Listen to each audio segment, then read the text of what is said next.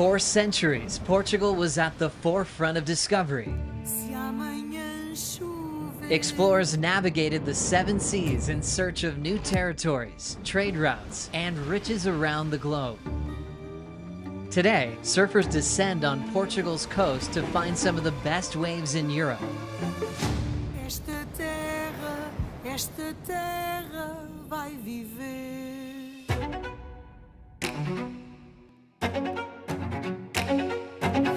Here, underwater canyons funnel Atlantic energy into windswept dunes and rugged cliffs to form heaving barrels and high-performance ramps. The world's elite return to the old continent, the third in as many months on the 2025 campaign. Italo Ferreira and Caitlin Simmers are back in the familiar yellow jersey at Super Tubos, where each has won before. I'm really hungry to win again. I don't turn up ever to lose. I want to win a world title. I've given it my all, and I am coming out of it with no regrets. Won this before, can you win this again? Yes. The search for the final 5 continues at the MEO Rip Curl Pro Portugal, presented by Cero.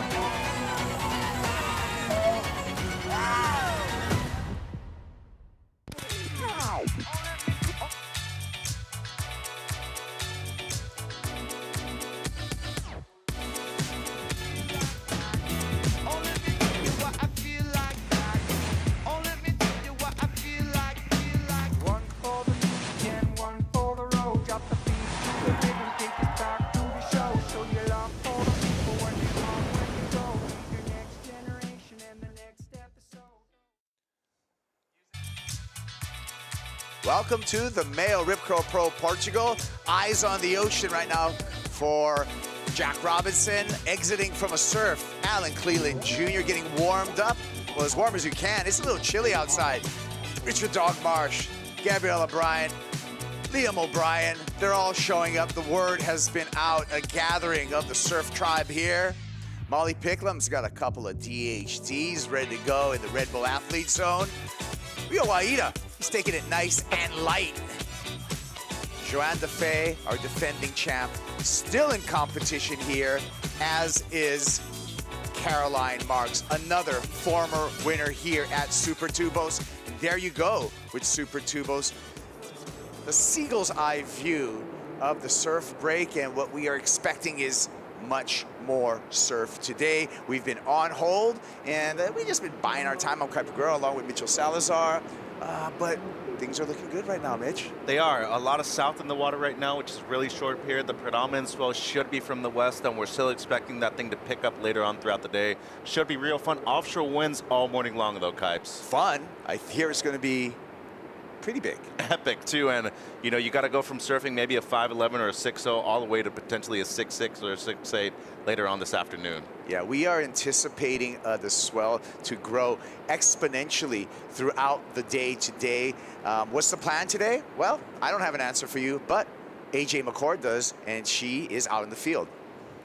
Kaipo, I have the answers for what's happening today. We are starting with the women's quarterfinals, but to find out what it feels like in the ocean, let's go to one of the women who is surfing in the quarterfinals. Gabriella Bryan, you got in a free surf this morning, have been watching the waves and what they've been doing since. How did it feel for you this morning, and then what have you seen since? It's definitely a little bit smaller, but it is picking up. It already has picked up a bunch since my free surf. And as long as it doesn't get too straight, I think we'll be good. My plan is just to go out and find a couple big sections and do some big turns. We love seeing you do those big turns, and I know when you've been sitting at the contest site since very early this morning, how do you stay focused? How do you stay ready for your quarterfinal? Yeah, we were down here very early. It was an early call, and just been hanging out with some of the girls and some of my friends and keeping it light and having fun. So yeah, I feel super good, and I'm super fired up for my heat. Looking forward to it. Thanks, Gabs. Thank you. There we go. Sounds like a plan to me. We'll see Gabriella Bryan in quarterfinal number 4 as we check out our women's bracket. There you go, Gabriella Bryan Mitchell up against Bella Kenworthy as we finish off the women's quarterfinals. Yeah, and I know you got friendly fire right there in quarter number 3 on your fantasy team. Caitlin Simmers, Erin Brooks. Quarter 2 to me could easily be a champion though. Molly Picklum, she's been surfing awesome all season long. Tyler Wright's kind of been going under the radar, and of course quarter 1, 2 former champs out there. Nice bracket for us to enjoy to start off day number 3 of competition here at Super Tubos. And here we go, eyes on the ocean right now, and heat's underway. 29 minutes and 40 seconds remaining. Started the clock at 30 minutes. Caroline Marks, 2019 champ out here at Super Tubos. Mitchell up against Joanne Defay in our morning's first matchup. Yeah, our defending event champion right there in the blue jersey, and one of the few European females we have on tour at the moment. Kaipo, wow, already I would say in the last 10 to 15 minutes there's been a major increase in the consistency. And as you can see, predominantly a lot of lefts out there, Kaipo. That's all the south that we're seeing that's really short period. Once again, though, a predominant west, which is coming straight on, but seems like Marksy, she's up right here, first wave of the day. Caroline Marks on the forehand. Nice snap on the Mayhem. Has to struggle to get around that section, but fits in another arc and straight looking. Struggles for the finish, but gets it. So nice start for Caroline Marks, the 23-year-old, originally out of Melbourne, Florida, now residing in San Clemente, California. Yeah, and right off of the bat, as you were saying, just over a minute had gone by before Marks got that wave. 2023 world champion, that was over at the finals at lowers. Last year's runner-up to the world championship too, and as you said, still just only 23 years old on what, event number 4 or 5 here in Super Duos, Kaipo. So looking strong, has a lot of experience. She's won here in the past. We tend to see her more on the backhand than on the forehand, but as you can see, really good variation right here with the snaps. Down the line right there for the first one, second one a carve, and a little late to the party, as you were mentioning. A lot of these young women haven't surfed that much throughout the day with these increasing conditions, and it's getting big quickly out there right now. Kipes, good timing on the first 2 by Marksy, especially with the variation. Nice down-tempo carve right there, and just a little late to that one. I actually feel like it increased the degree of difficulty right there at the end, just being a tad late. Should be a solid score to start things off. Yeah, there she is on the pal back out. 3 showings. This is her 4th showing here at Super Tubos. So average place, pretty good.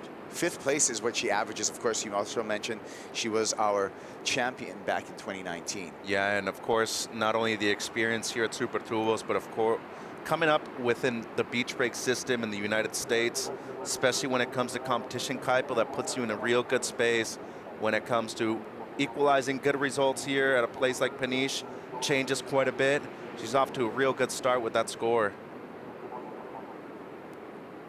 Yeah, Caroline Marks defeated Isabella Nichols in the round of 16. Let's take a look here at a tour veteran, 11 years on the championship tour, Joanne Defay, our defending champ from the 2024, from last year's MEO Rip Curl Pro. Joanne Defay making pretty big news as her and her husband Simon are expecting a child. So she is with children right now as she's surfing. Made it to the quarterfinal. What an inspirational story and a powerful story for Joanne Defay. Yeah, big congrats to both of them, and she's just been an extremely consistent surfer throughout her career. From 2014 all the way to 2022, lowest ranking on the championship tour, Kaipo 9th.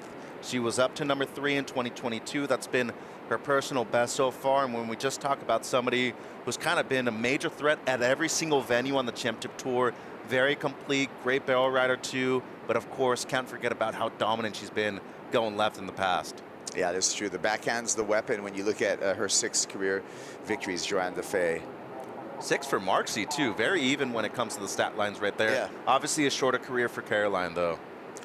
Caroline, youngest to qualify for the championship tour on the women's side at just 15 years old. So she's a tour vet, 7 years on the tour, at just 23 years old. Yeah, and it's crazy to think that since her debut on the championship tour, we've seen the likes of Erin Brooks already make it, Caitlin Simmers winning a world championship against her too.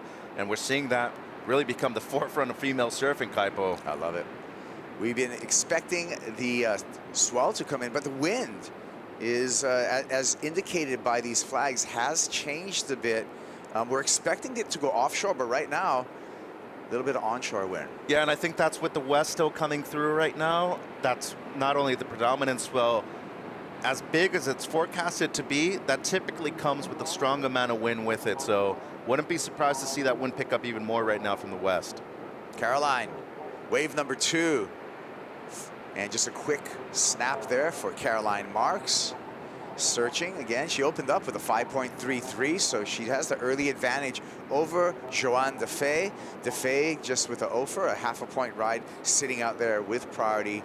Lots of time on the clock, 24 minutes. Both of us come from locations, Kaipa, where we've seen, you know, major increases in swell periodically, as we look at Darren Marks right there on the left, Coach Luke Egan on the right from Marksy. You from Hawaii, me from Mexico, and Pascuales, Puerto Escondido, you see those places increase in swell within an hour or so. Same thing on the North Shore of Oahu. You could be riding your shortboard and all of a sudden riding a major step up afterwards. That's what we should be expecting in a couple hours right here in Peniche, one of the premier locations when it comes to European surfing. Yeah, Hawaii, we got those, you know, 3 to occasionally 12-foot days. And that's dangerous because you paddle out with one board, one mentality, thinking you're expecting one thing. All of a sudden, it's 3 times the size. Speaking of expecting, let's see what we're expecting with the Surfline forecast. We're dialing in Surfline and what they have on the charts for us at the MEO Rip Curl Pro Portugal. It's a difficult place to forecast, but that's easy to see. Look at that big red blob. Yeah, and that west swell does peak tomorrow, Monday. Leftovers on Tuesday with clean conditions in the morning. And of course, just longer range forecast right here. That mid to late week will be improving with longer range. And I'm thinking to myself, okay, even if it's small, if the sandbars are good, we're probably gonna have much more swell than we need to be able to finish the event. As we were talking about though, Kaipo, how's the difference right there? 3 to 4 feet in the morning and the afternoon should be massive. And luckily for us, we're gonna be expecting offshore winds pretty strong from the easterly side, which is gonna be great. In the next 4 days, tomorrow still looks great, especially in the morning, considering the onshore in the afternoon with that size, probably gonna be off. And then Wednesday all the way to Friday, big, but onshore winds, Kaipo. Yeah, that's right. Storm's gonna come through, but on the backside of that, I think in the long-term forecast, we look like we've got some opportunities. Thank you to Surfline for all the intel that they provide to us to help make these calls. 22 minutes, 45 seconds remaining in this heat. We got a couple of waves ridden while we were going through that forecast. We'll get to those waves as we watch Joanne Defay paddle back out from wave number 2 in this quarterfinal number 1. And as you said, Mitchell, well, let's get to this replay first. Yeah, icy replay right here on the backhand. Joanne talked about how good she is. Going left, Kaipo coming from Reunion Island, St. Louis. Those typical waves that you see over there on a reef break tend to be very steep. What she's looking for on this one, great combination to start things off. Lovely variety right there on the backhand, Kaipo. That's going to be her personal best so far. Partner Simone loves it. And Marksy got one too during that forecast. Yeah, going on the backhand as well. That's much more like it from Caroline. Great combination right there, the 1-2 punch. And I just love the way she explodes when she meets the second section too. Just adds a little bit more spice to it too, slides the tail slightly more, Kaipo. Looking strong on the backhand, and of course, as we notice, short space right here. The delayed bottom turns, probably not gonna see that too much today with the shorter period swell that we're seeing from the south. I feel like that's gonna be a strong backup to the 5.33. Got applause from dad and coach right there. And well, for more on this forecast and what we're expecting today, let's go to another member of our broadcast team. Well, we'll get there right after we take a look at Joanne Defay on her 3rd wave. So now we're expecting 2 waves scores for Joanne Defay. Let's hear from Strider Wazalewski.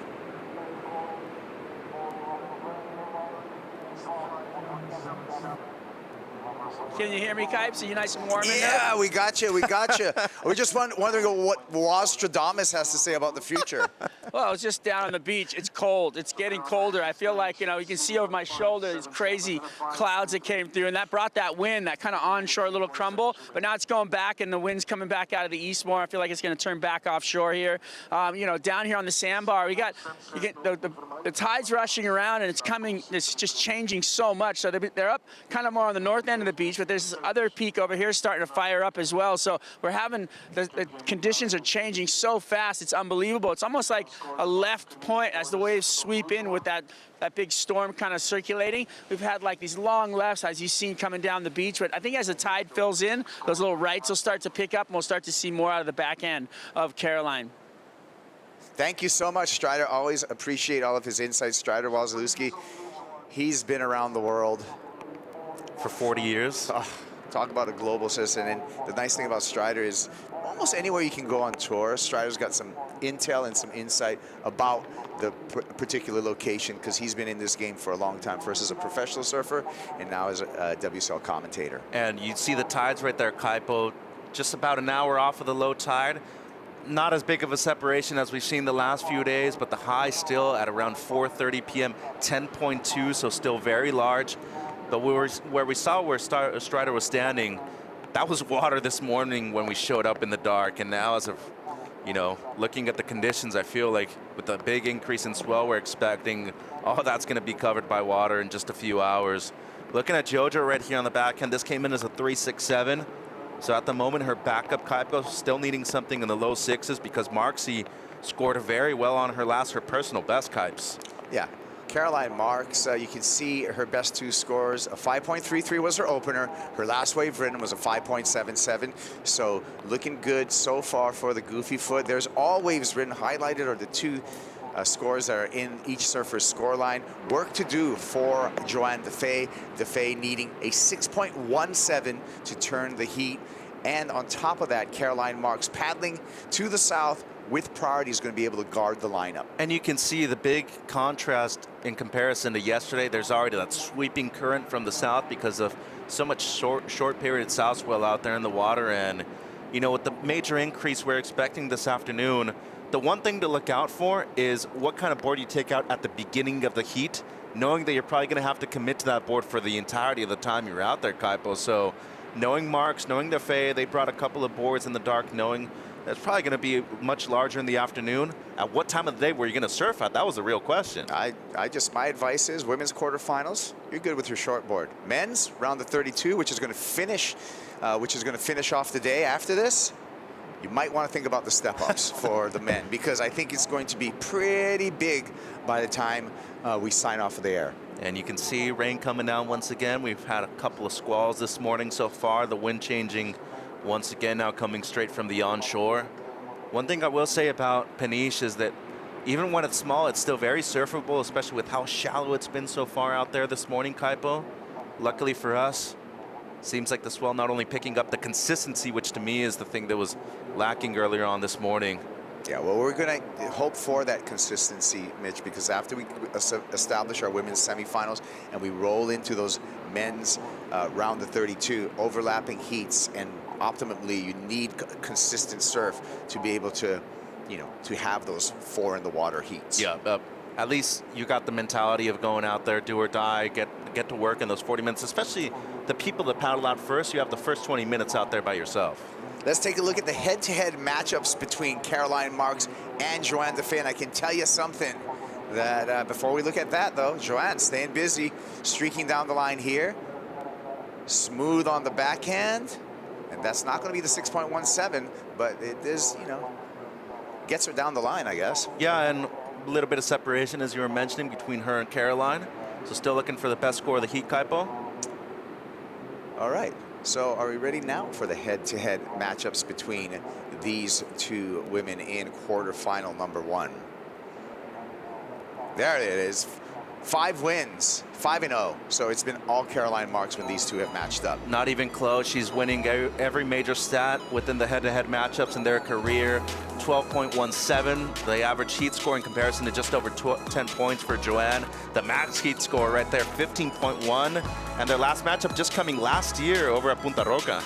Yeah, and that is a highlight to how versatile Caroline Marks is, because Caroline's beaten Joanne on her forehand, but she's also beaten Joanne at a right-hand point break on her backhand. Yeah, and it just goes to show you how dominant Caroline's been since she made her debut. I mean, winning very much the first event of the season over there in 2019 when we finished the event at Diva. Yeah. Over on the Gold Coast. Next thing you know, finishes runner-up that year, now world champ. Speaking of Diva, Caroline has a couple of Australian nicknames, and so which one do you like? Do you like Marxalupo? Do you like no? It's Caralupo. Oh, Caralupo. Okay. Or Marxy. Marxy's easier to say. Okay. But getting the comparison to Aki is huge. Is major. But personally, I think Marxy rolls off the tongue a little bit easier. I like Caralupo. Yeah. Okay, we're splitting it down the middle right there. You can call me Kaipolupo too sometimes. No, I'm on the backhand, don't even start. Yeah, you know that. The Strider said that he caught about 15 waves in the first 10 minutes of you guys' free serve yesterday. It was good stuff. You're sore still, huh? Too much paddling. We're going to take a break right now. We'll be back with more action from the male Rip Curl Pro. Portugal, Caroline Marks in the lead over Joanne Defay.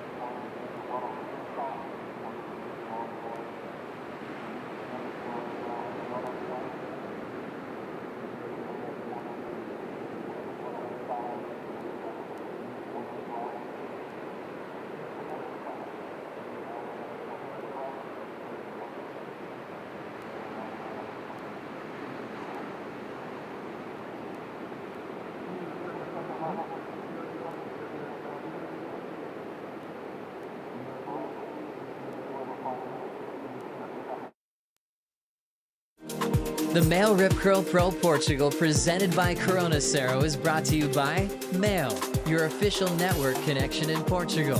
By Rip Curl, live the search. By Cero, made with 100% natural ingredients. By Yeti, built for the wild. And by Bonsoy, official milk of the WSL.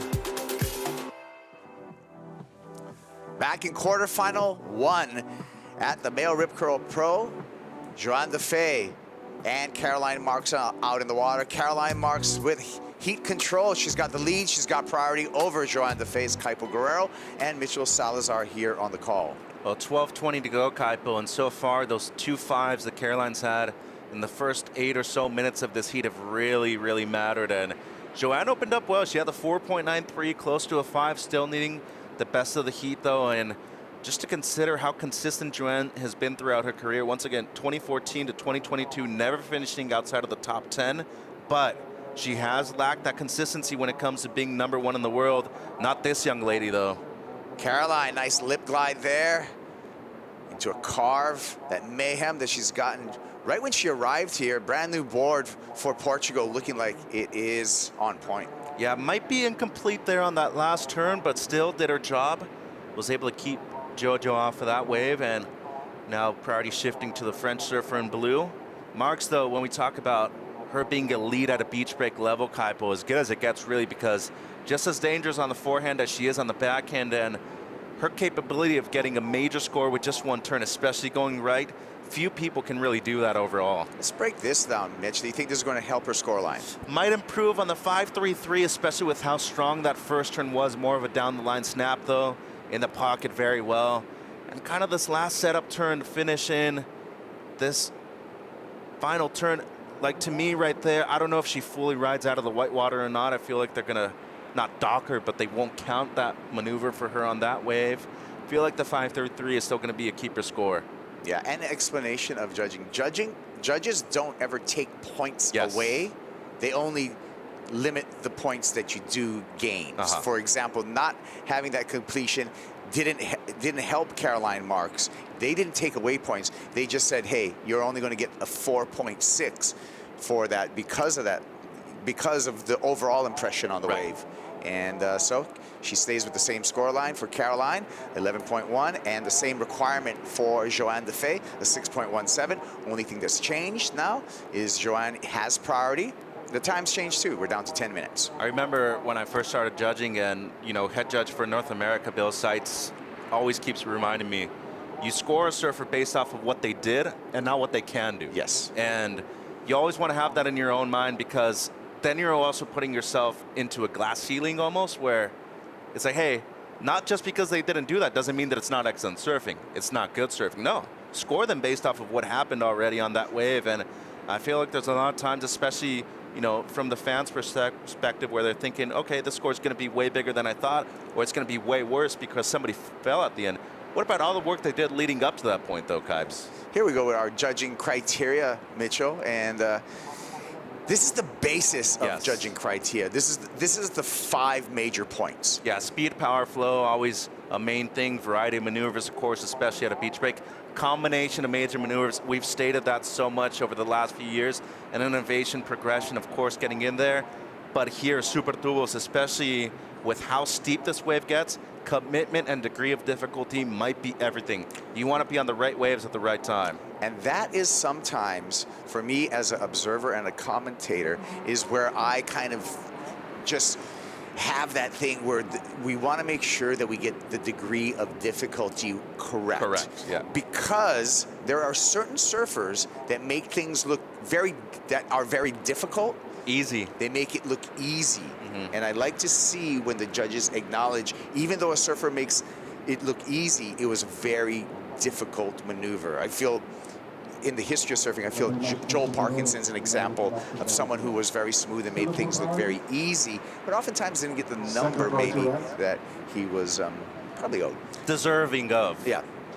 Tyler Wright's coming up against Molly Picklum in the next matchup. That's going to be a great one. And kind of 2 under the radar surfers at the moment in the women's quarters. Molly number 2 in the ranks. Tyler number 3 coming off of the victory at stop number 1 over at Pipe. Board looks good too, Kaipo. One of the few surfers on Pizels this year. This is a little something right here. These rash guards that the surfers use, the jerseys, are sometimes new out of the wrapper. Now, the manufacturing process making this Lycra rash guard sometimes leaves a little bit of a film on it. So I like what I'm seeing from Tyler, rubbing some sand on there, making sure to get any kind of slippery stuff off of. Sometimes you'll even see surfers wax their jerseys. Yep. Personally, with my Fu Wax, Kaipo, woohoo! I just need to put that on my board. My feet are glued most of the time. Best wax in the world. Shout out to my boy Guy over there down in Sao Paulo. Appreciate the support as always, but I want to go back to your point about making things look a bit too easy sometimes. I cannot overstate how important the broadcast has been to be able to use and facilitate things with the replays. Yeah. Certain things, especially with different angles that you've been able to observe and really digest as a judge, to be able to analyze things that way. And as you said, certain people were just maybe too smooth. Yeah. And not calculating things or overstating them. I could even say that Ethan Ewing is one of those guys nowadays, and he's been compensated due to the replay system. Thank you very much. And that's one thing I appreciate you with, a multifaceted skill set, Mitchell, is that you do time. A lot of people may not know this about Mitchell Salazar. In addition to a commentator and a great surfer, is that Mitchell is also a judge at WSL events. You're making me cry. No, but this is true. Yeah. There was a final we did in Mexico at the QS level in November. Jet shilling Tara Watanabe in the final. Yeah, yeah. I had Tara winning the final, but Jet overall, with the way the system works, the averages work, he ended up winning. Rays are close, though, and those are 2 of the best surfers in the world. That was in Cerritos, correct? Yeah. Amazing waves. We scored a great event, and I think we're going to be back there later on this year, too, in November. I may join you back over there. I know you texted me last year, like Abe told me about it. I was about to go, and place is great, weather's awesome, and a lot of culture and food over there now, too. All right. Well, back to the heat. We're under 6 minutes right now. Joanne Defay playing the patient game. She has to, because she needs the highest single wave of this matchup if she wants to take the lead off of Caroline Marks. Well, luckily for her, she does have priority at the moment, needing the best of the heat, 617. Good on the backhand, of course. Great on the forehand, too. With what I'm looking at right now, though, especially considering that the 577 was a shorter wave on the right, You don't necessarily need to do a multitude of maneuvers to get a good score. All you need to do is place the board in the right section. Just knowing, though, how dominant and how consistent she's been going left, especially with that short period south, I feel like she's got to be looking for a left right here. Oh, yeah. With this angle, I feel like it's an easy decision to keep to the lefts. Katie Simmers will be coming up in quarterfinal number 3, up against Aaron Brooks. We talk about the new guard, the new generation, the new chapter. That's going to be an illustration in that quarterfinal number 3. Here we go. Joanne with a chance. Nice start there, but unfortunate. I don't think that single maneuver will give her the lead. Yeah, and it seems like that wave was just running away from her, but she had already committed to the paddle, had to get to her feet in time. Fit one in, definitely not the 617, and don't think it's even going to improve on one of her other top 2 scores right now, Kaipo, but overall, she's surfed well, just hasn't been on the right waves, and with the pressure that Mark's added early on in this heat, she's just been playing catch-up the entire time. Do want to point out, though, yesterday against Vahine, she was losing the entirety of the heat, literally getting the score on her last wave, so there's a possibility right now. You just got to break away from Caroline. Here comes Pickles, Molly Picklum. She's looking fired up. And so far, I'd have to say, you know, despite not winning an event, Kaipo, in the first 2, she's looked extremely consistent. She's one of the best surfers, male or female, yes, in stop number 2, Surf Abu Dhabi Pro, in my opinion. And it seemed like she was just in control of her emotions at any given time, too. Wasn't trying to oversurf or be too paceful. She was just going out there and surfing the waves for what they were worth. Let's take a look at the recap for quarterfinal number 1 right now, Mitchell. And Caroline Marks off to a blazing start. Yeah, and it was the 5.33 here on this one. Literally a minute into the heat for Caroline. Got her into the lead early on.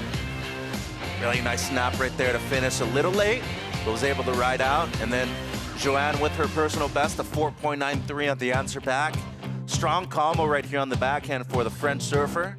Our defending event champion too, at least into the quarterfinals right now. Marksy, though, got to work on the backhand. 5.77, her high mark of the heat so far, Kaipo.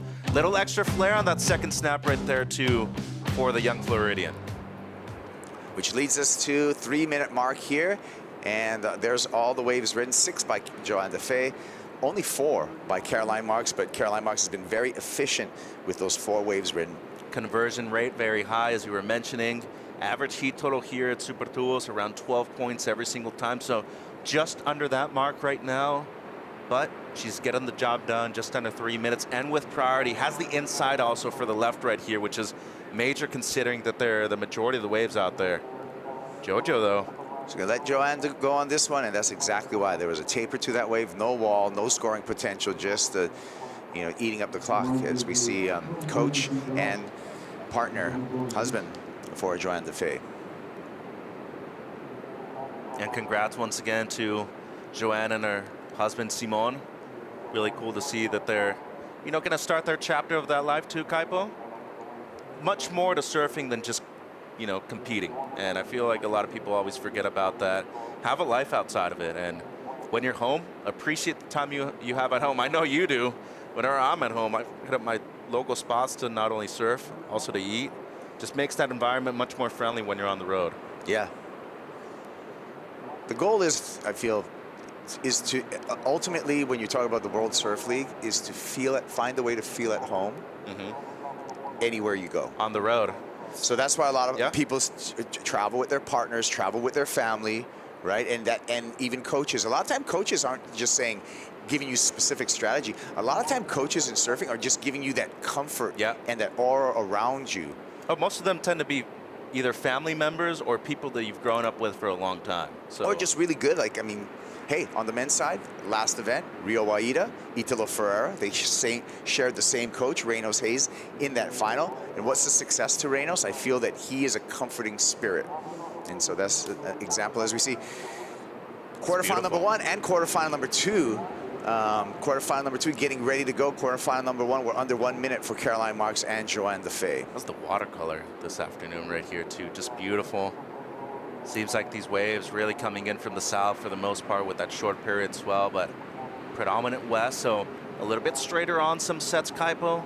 Marksy chasing Joanne right here, not giving her any kind of space. Yeah, this should be an elementary, a simple drill for Caroline Marks to play some defense with heat control, lead and priority with these 30 seconds. And being real, first time Caroline has made the semis this year. She has a couple of fifths, Kaipo. It's a major result for her. Heading into El Salvador, she's defending event champion over there.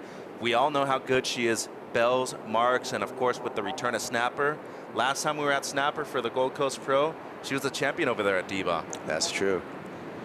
Yeah, and we'd already know her backhand's one of the weapon. And nice congratulations and a great sporting moment right there between Joanne Defay and Caroline Marks. I love to see that. Dad happy, coach clapping. Job got done today for Caroline Marks. She's on to the semifinals. Yeah, and congrats to her. Her best result so far this season. Good heat total, but especially starting off with the 5.33. Set her up for success the rest of the heat types.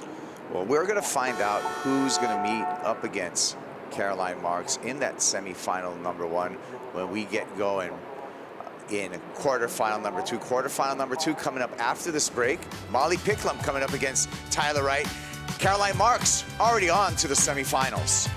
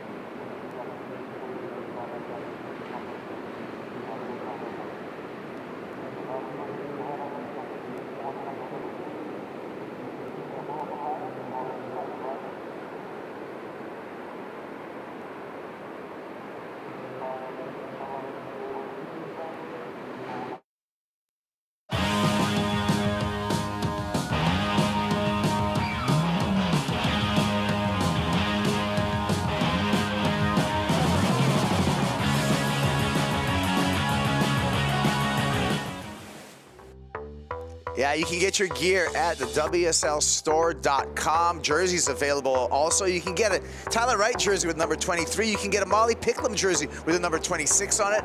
Picklum and Wright matched up in quarterfinal number 2 here at the MEO Rip Curl Pro Portugal. Kaipo Guerrero along with Mitchell Salazar. What do you think about this one? Great matchup, number 2 and number 3 in the rankings respectively. And when we talk about abilities and skills, these two women definitely have all of those, Kaipo. And just looking at the career of Tyler Wright, how good has she been for more than a decade now? 2-time world champ, has been an Olympian already. And this during the break, a bit of a scuffle right there with the inside positioning for Tyler. You know what? Strategy-wise, I think there was an error. You battled for that. It was a poor wave. It's a poor wave, and now you just handed over control of the heat to Molly Picklum. So, of course, you know, you're the smartest person in the world when you're sitting on the set, in a chair, high and dry. But at that moment right there, that was I don't think Tyler's gained anything from that. Well, every now and then you just got to remind the Grom who's boss, though. Yeah, I like that. Make sure that they understand that, you know, you're there in the lineup with them. Back-to-back finals appearances for Molly, both of them at lowers.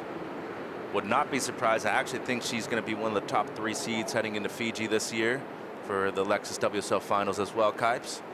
And here's Tyler now, breaking off a little bit. Yeah, Tyler's still looking to the right-handers here. Nice carve on the Paisel.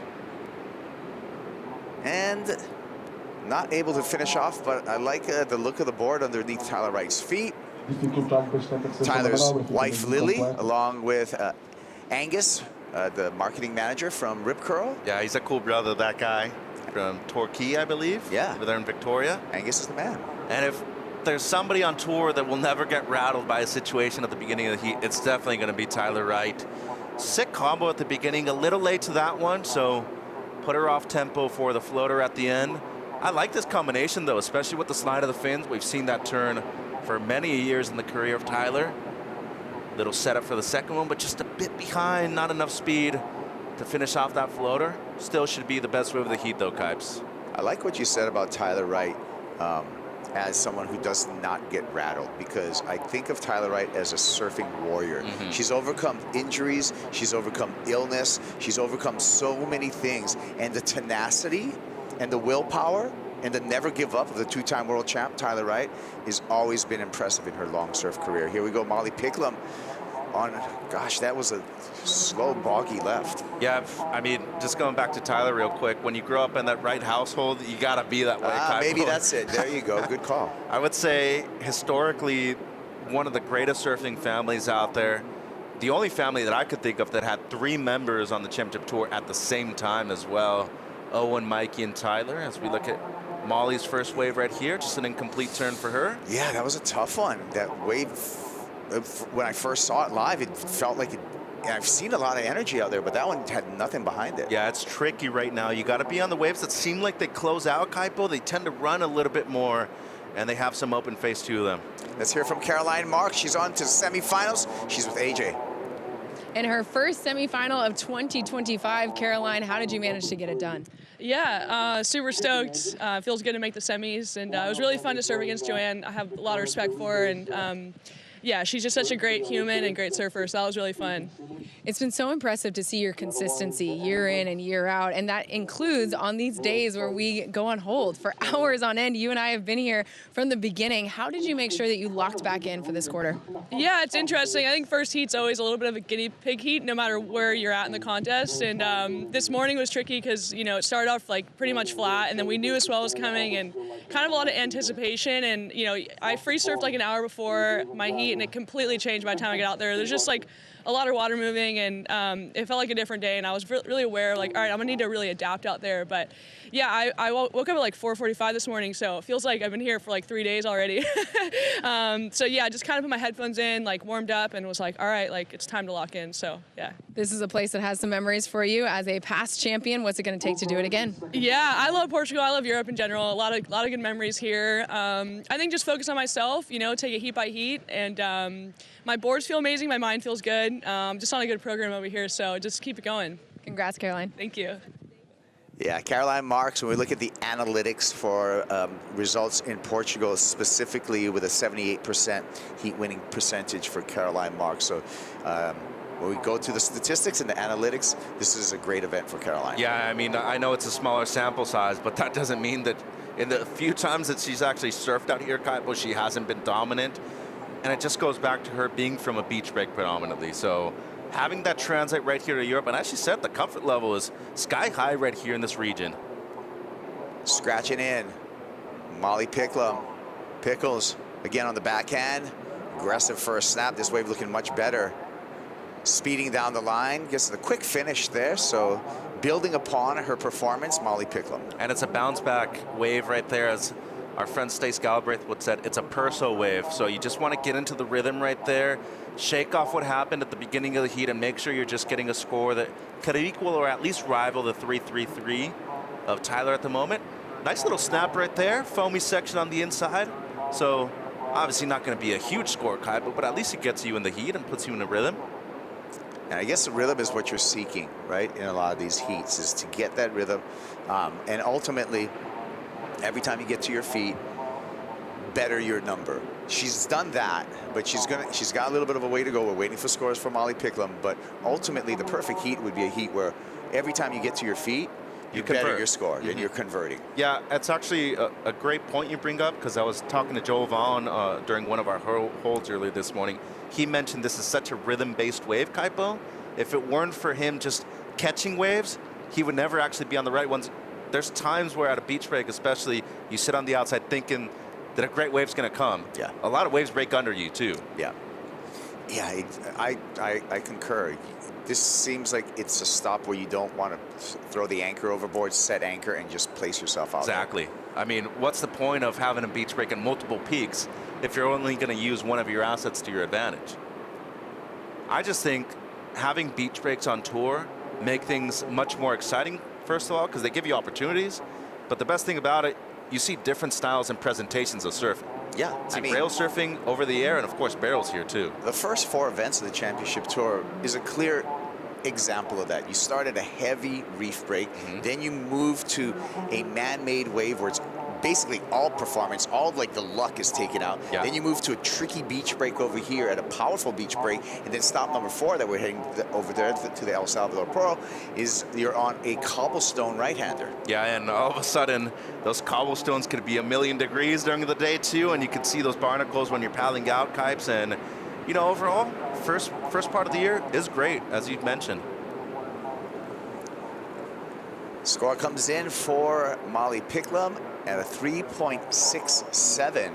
So Molly, building upon her scoreline, just needs a 1.16, just a 2-point ride basically to take the lead off of Tyler Wright, which means that this heat is wide open at the 19.5-minute mark. Yeah, you would still be thinking even their top score at the moment, they're going to be replacing that with the time left on the clock.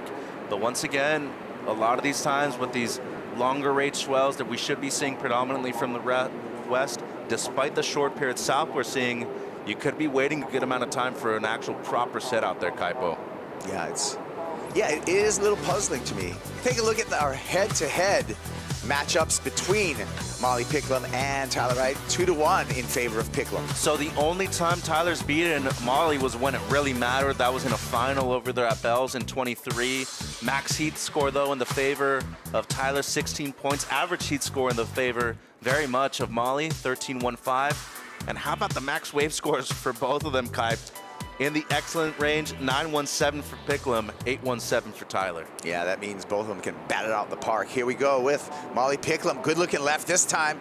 Just one tap to the lip, however, and gosh, I was gonna say this, I'm a little bit confused on what's on the conditions right now. We're expecting a long period swell, a big long period swell, but what I'm seeing is short period south, like you said. Well, that's what's so interesting about that. You're expecting things to get massive all of a sudden, but most of these waves are just small runners, especially going left due to all that south in the water right now. Strong turn right there on the back end. I was personally thinking, okay, go down the line a bit and just settle for the one big one at the end. Still gonna get a decent score out of this though, Kipes. Yeah, let's hear from our defending champ, Joanne Defay with AJ McCord. Thanks, Kaipo. Joanne, it has been so special to see you compete here in Portugal. We know how much you love this spot, and now really meaningful to be surfing for 2. Just what has been your experience this event? Yeah, I mean, it's so special for sure. I'm so happy to be here. I'm so happy to see everybody, to get the chance to surf in like small conditions. It wasn't bombing, so that was good. I wasn't sure, you know, I was like, oh, super tube sometimes it's a bit hectic, so I'll see what I can do.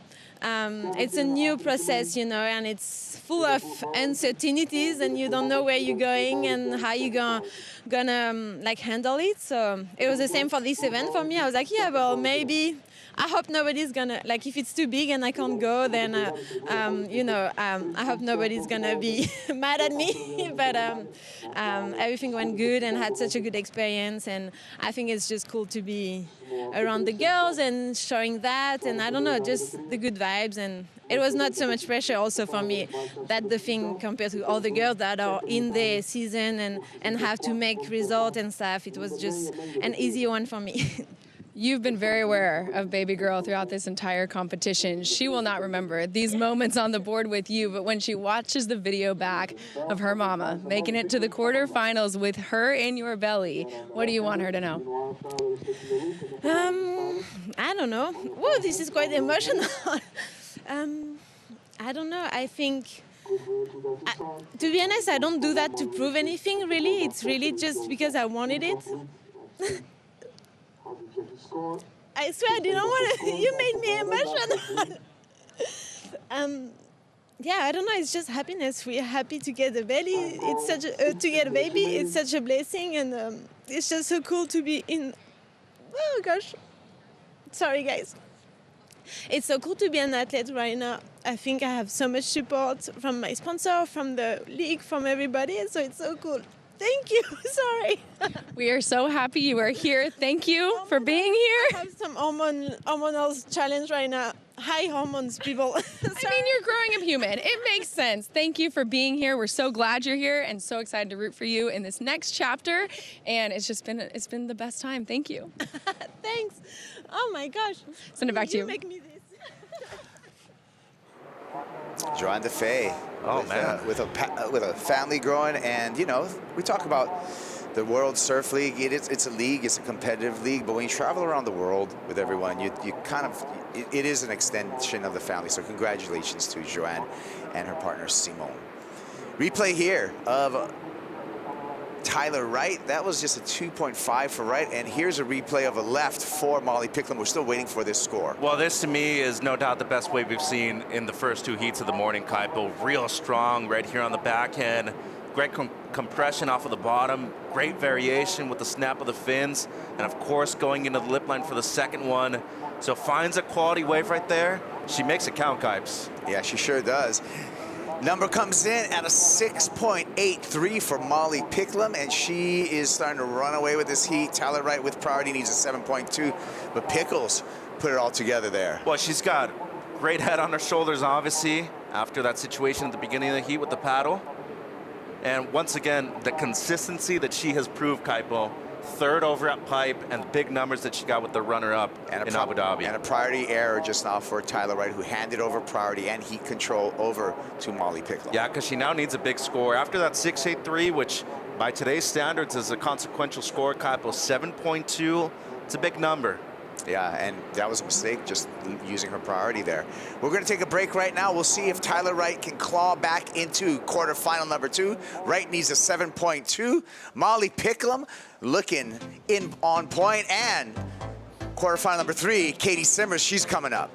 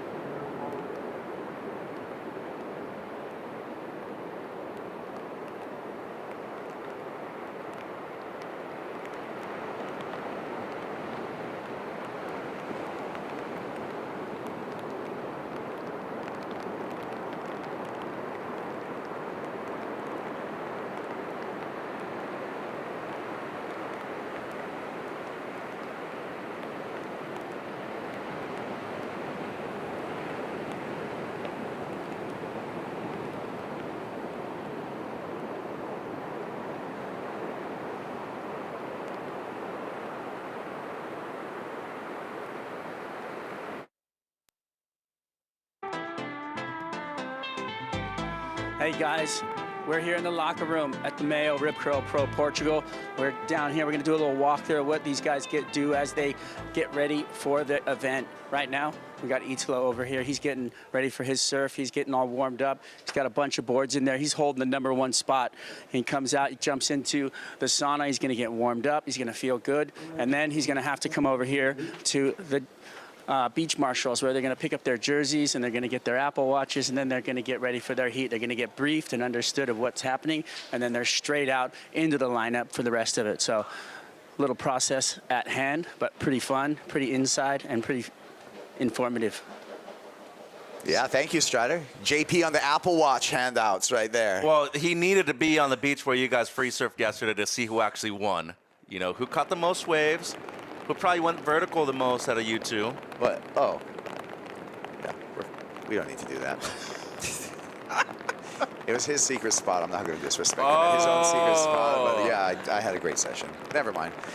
11 minutes on the clock. Molly Picklum on a dominant position and with priority and the lead over Tyler Wright. So that's going to make it difficult for the two-time world champ, Molly Picklum. Great start to the year, semifinals over at Pipe, and just coming off of finals, runner-up finish over at the Surf Abu Dhabi. Whoa, Pro. okay. Now the swell's going to show up. And I was about to point out the wind switched once again, and it turned straight offshore, and it's way stronger than it was this morning too. That is a legit set right there, and with how small it is on the inside and how shallow it is, that's going to make things really dangerous if you are finishing right there, Kaipo. There you go. The flags don't lie. It's turning offshore, and this long period swell that we were expecting is showing up. Pickles drops into this one. Smooth off the bottom, quick off the top for Molly Picklum. Going to keep it to one turn right there, and a noticeable increase in size just within this heat. Well, within the last 2 waves alone, I mean, that was a proper drop right there. Here's Tyler now. Tyler pulling in. Gets a little shack there before punching out. Okay, bring out the step-ups now. Definitely bring out the step-ups. I think next heat, you're probably thinking to yourself, okay, could be pulling it out with the short board, but I wouldn't be surprised to see some people ride a larger board on the next one. Nice positioning there, Kaipo. A little bit of a cover-up. Not super deep on the IC replay right here. She didn't get cover, though. So this should score well for Tyler. When we look at the criteria that the judges sent out this morning, with the increase in swell in the afternoon, they are looking for some barrels. Look at this drop. That whole rail was in the water for Molly Picklum. And how about the quality of the turn right there, too, with the delayed bottom turn, how drawn out it was. That, to me, picture perfect, really, for the one section she had. No doubt should be replacing the 3.7. Molly on another one that's just up and out for Molly Picklum. And this is where I'd be a little bit more patient now. After that set, no, I'd be willing to wait a little bit longer, Kaipo. Let's take a look at the positioning between these two surfers. Look at how far the separation is between Tyler Wright on the left of your screen and Molly Picklum on a paddle back out after catching that last wave. And to kind of point out where Molly's sitting right now, nobody had really surfed that peak up until today. You know, most people either been surfing straight to the south or more in front of the actual scaffold where Tyler Wright is. But she is pretty far north considering the banks that we've seen so far in the first 2.5 days of competition, Kaipo. There is a right available over there and every now and then too, but predominantly being the left. Molly's actually smack dab in the middle of the side of the judges' tower, given where so right there is everyone's been surfing to the south pretty much of where the judges are. And because we've had that talk earlier in the competition, like, do you surf the peak straight in front of the judges? Is that a better presentation? But ultimately, it really depends on where the best waves are breaking. But I feel as the day presents itself, we're seeing more and more waves in that zone. Well, and the good option with, you know, the current sweeping to the north today, paddle out south, use that opportunity to surf the first peak to the south end first, eventually end up right in the middle, and then surf to the north. Rain starting to come down. Preparation for Katie Simmers, who's going to be matched up against Erin Brooks in the quarterfinal number 3. She's going to bring the rain. I can guarantee that. It's going to be a great matchup. That one. You're going to want to stay tuned for this one. Here goes Erin Brooks, and she is focused. Won the specialty event in pipe in December, Kaipo. And she's going to take your advice, Mitch.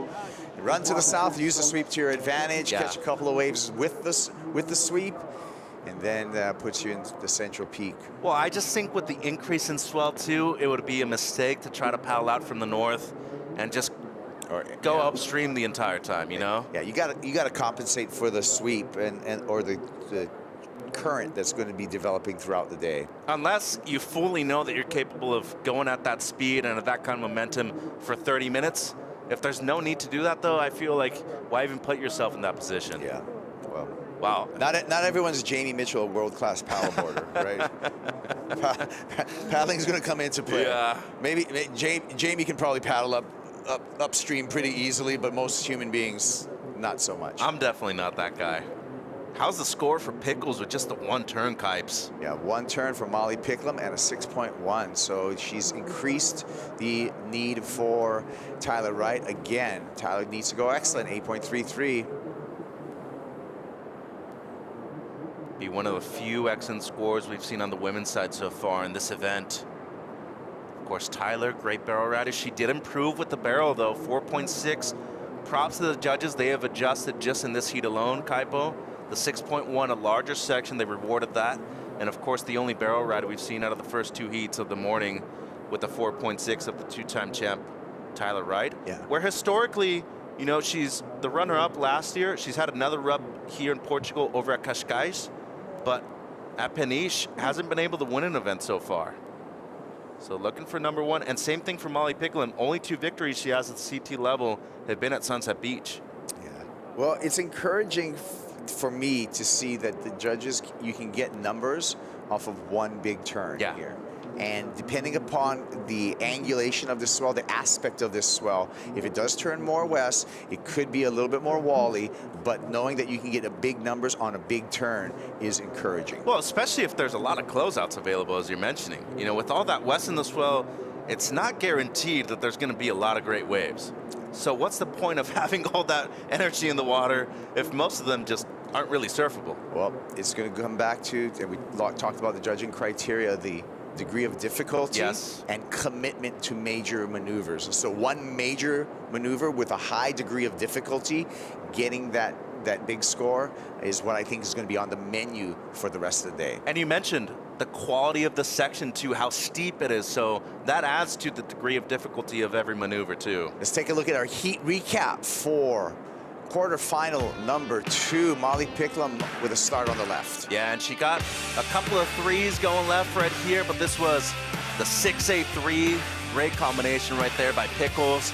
Then as soon as the swell started to pick up, 6.1 for just the one turn, but a beautiful and a significant one right there on the backhand for the surfer from Australia. And then the two-time world champ, Tyler Wright, taken to the barrel, Kaipo on the right-hander. 4.6 on this one, her personal best. Still needing something excellent, though. Caught up with the recap here, live time with 3 minutes and 40 seconds on the clock, priority to Tyler Wright, and all the waves ridden by the 2 surfers in the quarterfinals. Highlighted are the top 2 scores for each. Yeah, a couple of throwaways from Molly right there, just some overs. Then she was counting to 2 threes, which had her momentarily in the lead for Wright. The 3.33 on the right, and then another right-hander with the barrel with the 4.6. And, you know, both surfers on rip curl and generational shift right now, Kaipo. We can kind of see the old school coming up against the new school in this heat. Let's also say a big thank you to Rip Curl for putting this event on. Rip Curl, the ultimate surf company since 1969. I'm geared out. As well as Rip Curl putting this place on the map with the Rip Curl search is how it all started over here. No, and seriously, to all the sponsors that we have at the World Tour level, especially Rip Curl, for continuing to push surfing to elevate it.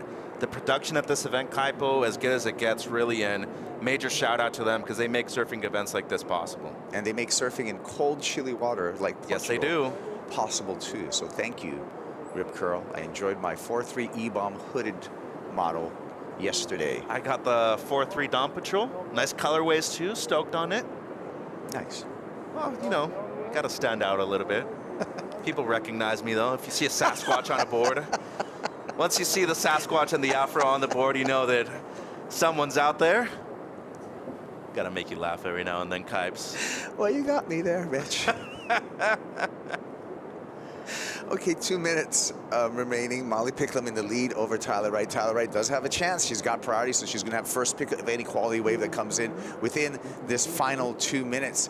Will she go right? Will she go left? I think is the big question. She's got her highest score on a right-hander for that 4.6 for a short barrel ride. She would, if she got a long barrel ride on a right-hander, well, she could get that excellent score. She's where she's at, where she got the 4.6 right now, kind of in that center peak at the moment, but as we were talking about, with a lot of west in the swell, there's probably going to be more closeouts than there are going to be entry points available for these barrels, Kaipo. So you got to make do with what you have. It might come down to just one maneuver.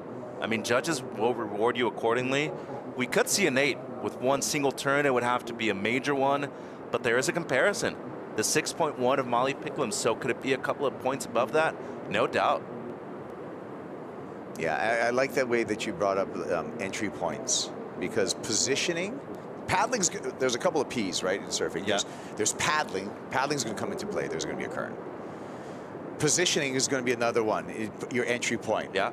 And also picking the right wave is Yes, another sir. P. And then the last P, I'm going to go with performance. You're going to have to perform. And I even say with priority now being a major thing, that could be the That's fifth another one. P Yeah. right there. Look at you added to my P list It's for like priority. Dodgeball, the movie. Duck, dodge, dip, dive, and dodge. That's what Patches of Houlihan says in the movie. I didn't even know that. You gotta watch it. It's a great film. I think I saw the film. I wasn't paying attention. 25 seconds remaining, so it looks like it's a spot in the semifinals for Molly Picklum, unless something miraculous happens for Tyler Wright. Oh, no? Oh, too far away. Yeah, not gonna happen. Man, Pickles, at least 3 straight semis in the first 3 events of the year, Kaipo. Fantastic start for her. She's on her way to personal best result here in Portugal, and of course looking for her first victory outside of Sunset Beach. Well, semifinal number 1 for the women is settled. It's going to be Caroline Marks coming up against Molly Picklum in that first semifinal. Here are the numbers right there. 6.83, 6.1 for Molly Picklum, and that was enough to earn her spot in the semifinals. Semifinals number 2 going to be set up with quarterfinal 3 and 4, which are coming up. Hey, I'm going to give you a bonus Strider Wazalewski moment right now. What do you got, Strider? Thanks, guys. Yeah, down here we got some surfboard talk right now. We got Gabby Bryan's board. She's got the driver 3.0, but it's not the stock one she's been riding through the event. She switched it up. She got a little thinner rail because the waves are a little cuppier, a little hollower, and a little cleaner, so she wants to be able to drive through that and get those barrels, get those big face turns, get that in there. The fin setups are different too. We saw Italo going out, and he stopped when he saw a set. He's like, oh, I'm going to switch up my fins. So he went back in and got the John Florence fins, slapped those things in. Right now, Katie Simmers is paddling out, and she's got a different board with a different fin template. They're basically a prototype, but they're fiberglass. So a lot of fins are composite, but those are actually fiberglass and hand-shaped. A lot going on in the surfboard room, let me tell you. Thanks.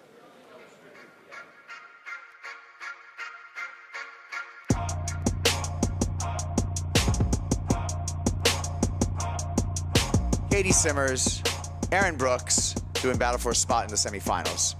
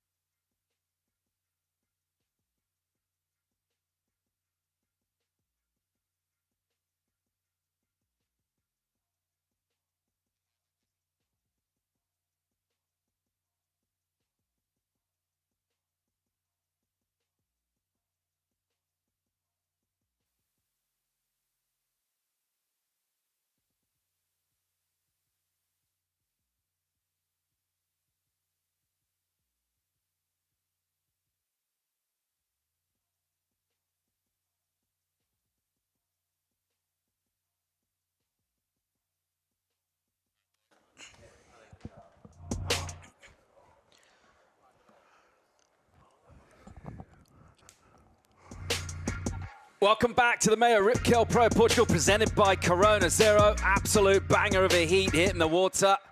Can't wait to see this one unfold. Having a look at the champ, Kate Simmers. in the yellow jersey, taking on Erin Brooks, who's been outstanding already in this event. I'm Paul Evans, joined by Jesse Mendez, and we got an eco warrior, a big wave lord, Jalden Merced. How you doing, mate? Fantastic, Paul. Thanks for having her on board, and the swell's rising. Gosh, was that you? You just showed up and it picked up like 6 feet. Thank you for coming. I wish.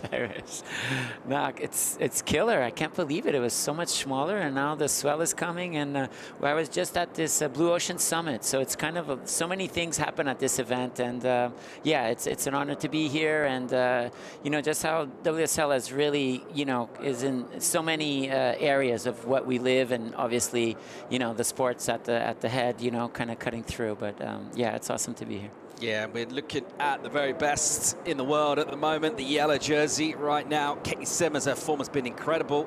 That's why she's ranked #1 already this year. Erin Brooks, she's shown us flashes. She's on the up and up as well. Her results improving through the first 2 events. Of course, already won Championship Tour event as a wild card. Got that statement win as well in pumping surf on the Challenger Series. How's this left for Katie? I mean, let's see this heat fire up with Caitlin Simmers and Erin Brooks. That's a first nice setup turn right there for her, coming from behind that section, getting up in vertical. Could have probably aimed a little bit better and timed it better that first turn, and then the wave got a bit frothy, but hey, it's something to start. There's plenty of opportunity out there. Like, since we've got here this morning, it was basically flat, and now it's, so we have some proper waves, even some barrels I saw down the beach, so they're going to have plenty of opportunity. It's just a warm-up for her. Quick start. Yeah. We had a look at those numbers on the Surfline forecast. Generally here in Europe and the Atlantic, it doesn't pick up quite that quickly. Like, normally takes a little while, maybe a tide or 2, but it's starting to ramp up now. We're starting to see it, and I just wonder, coming into your heat, Jesse, suddenly the waves change. Does, like, Caitlin, for example, or Erin, do they change boards? Maybe hasn't picked up quite that much yet, but there's that thought in their mind, maybe. I was actually trying to pay close attention to what Snake was telling Erin before the heat, and she was a bit worried because the waves were picking up so much, so they're probably talking about equipment. I couldn't really get so close to hear everything, but he was saying, hey, you surfed already this morning. As much as it's bigger, you know the lineup already, because they're surfing a bank that they haven't no surfers have surfed yet during this event. So he was like, just trust your instinct, and you're gonna find your lineup out there. So for those surfers that are, I mean, they're so used to that, adapting to the situations, but you do kind of have to, you start to ask questions to yourself. I guess that's the answer I'll tell you, Paul. It gets a bit tricky sometimes, and you try to just, before the heat, with your coach, simplify things, because it can get creepy out there. You don't want to doubt yourself. You don't. Jal, what are you seeing in this forecast from Surfline here? Obviously, we knew things were picking up. The storm's quite close, but conditions actually kind of got better closer to today wind-wise. Yeah, I mean, it's just surprising. It looks like a little bit of like an east wind, which is not a popular. It's very good all along the coast, but, you know, Super Tubos has this beautiful thing that it works well with north, our trade. Yeah, I think the giant storm is why it's good that we're, you know, vamping things up. But, you know, on Irisara and where I'm from in Praia Grande, it was a relatively small swell, but the west, just, it's a magnet here. And so a little bit of west immediately makes Super Tubos, which is not connected to, you know, normally you need big swells for it to actually do. And here we are with a really small swell, and it's super fun, nice and peaky.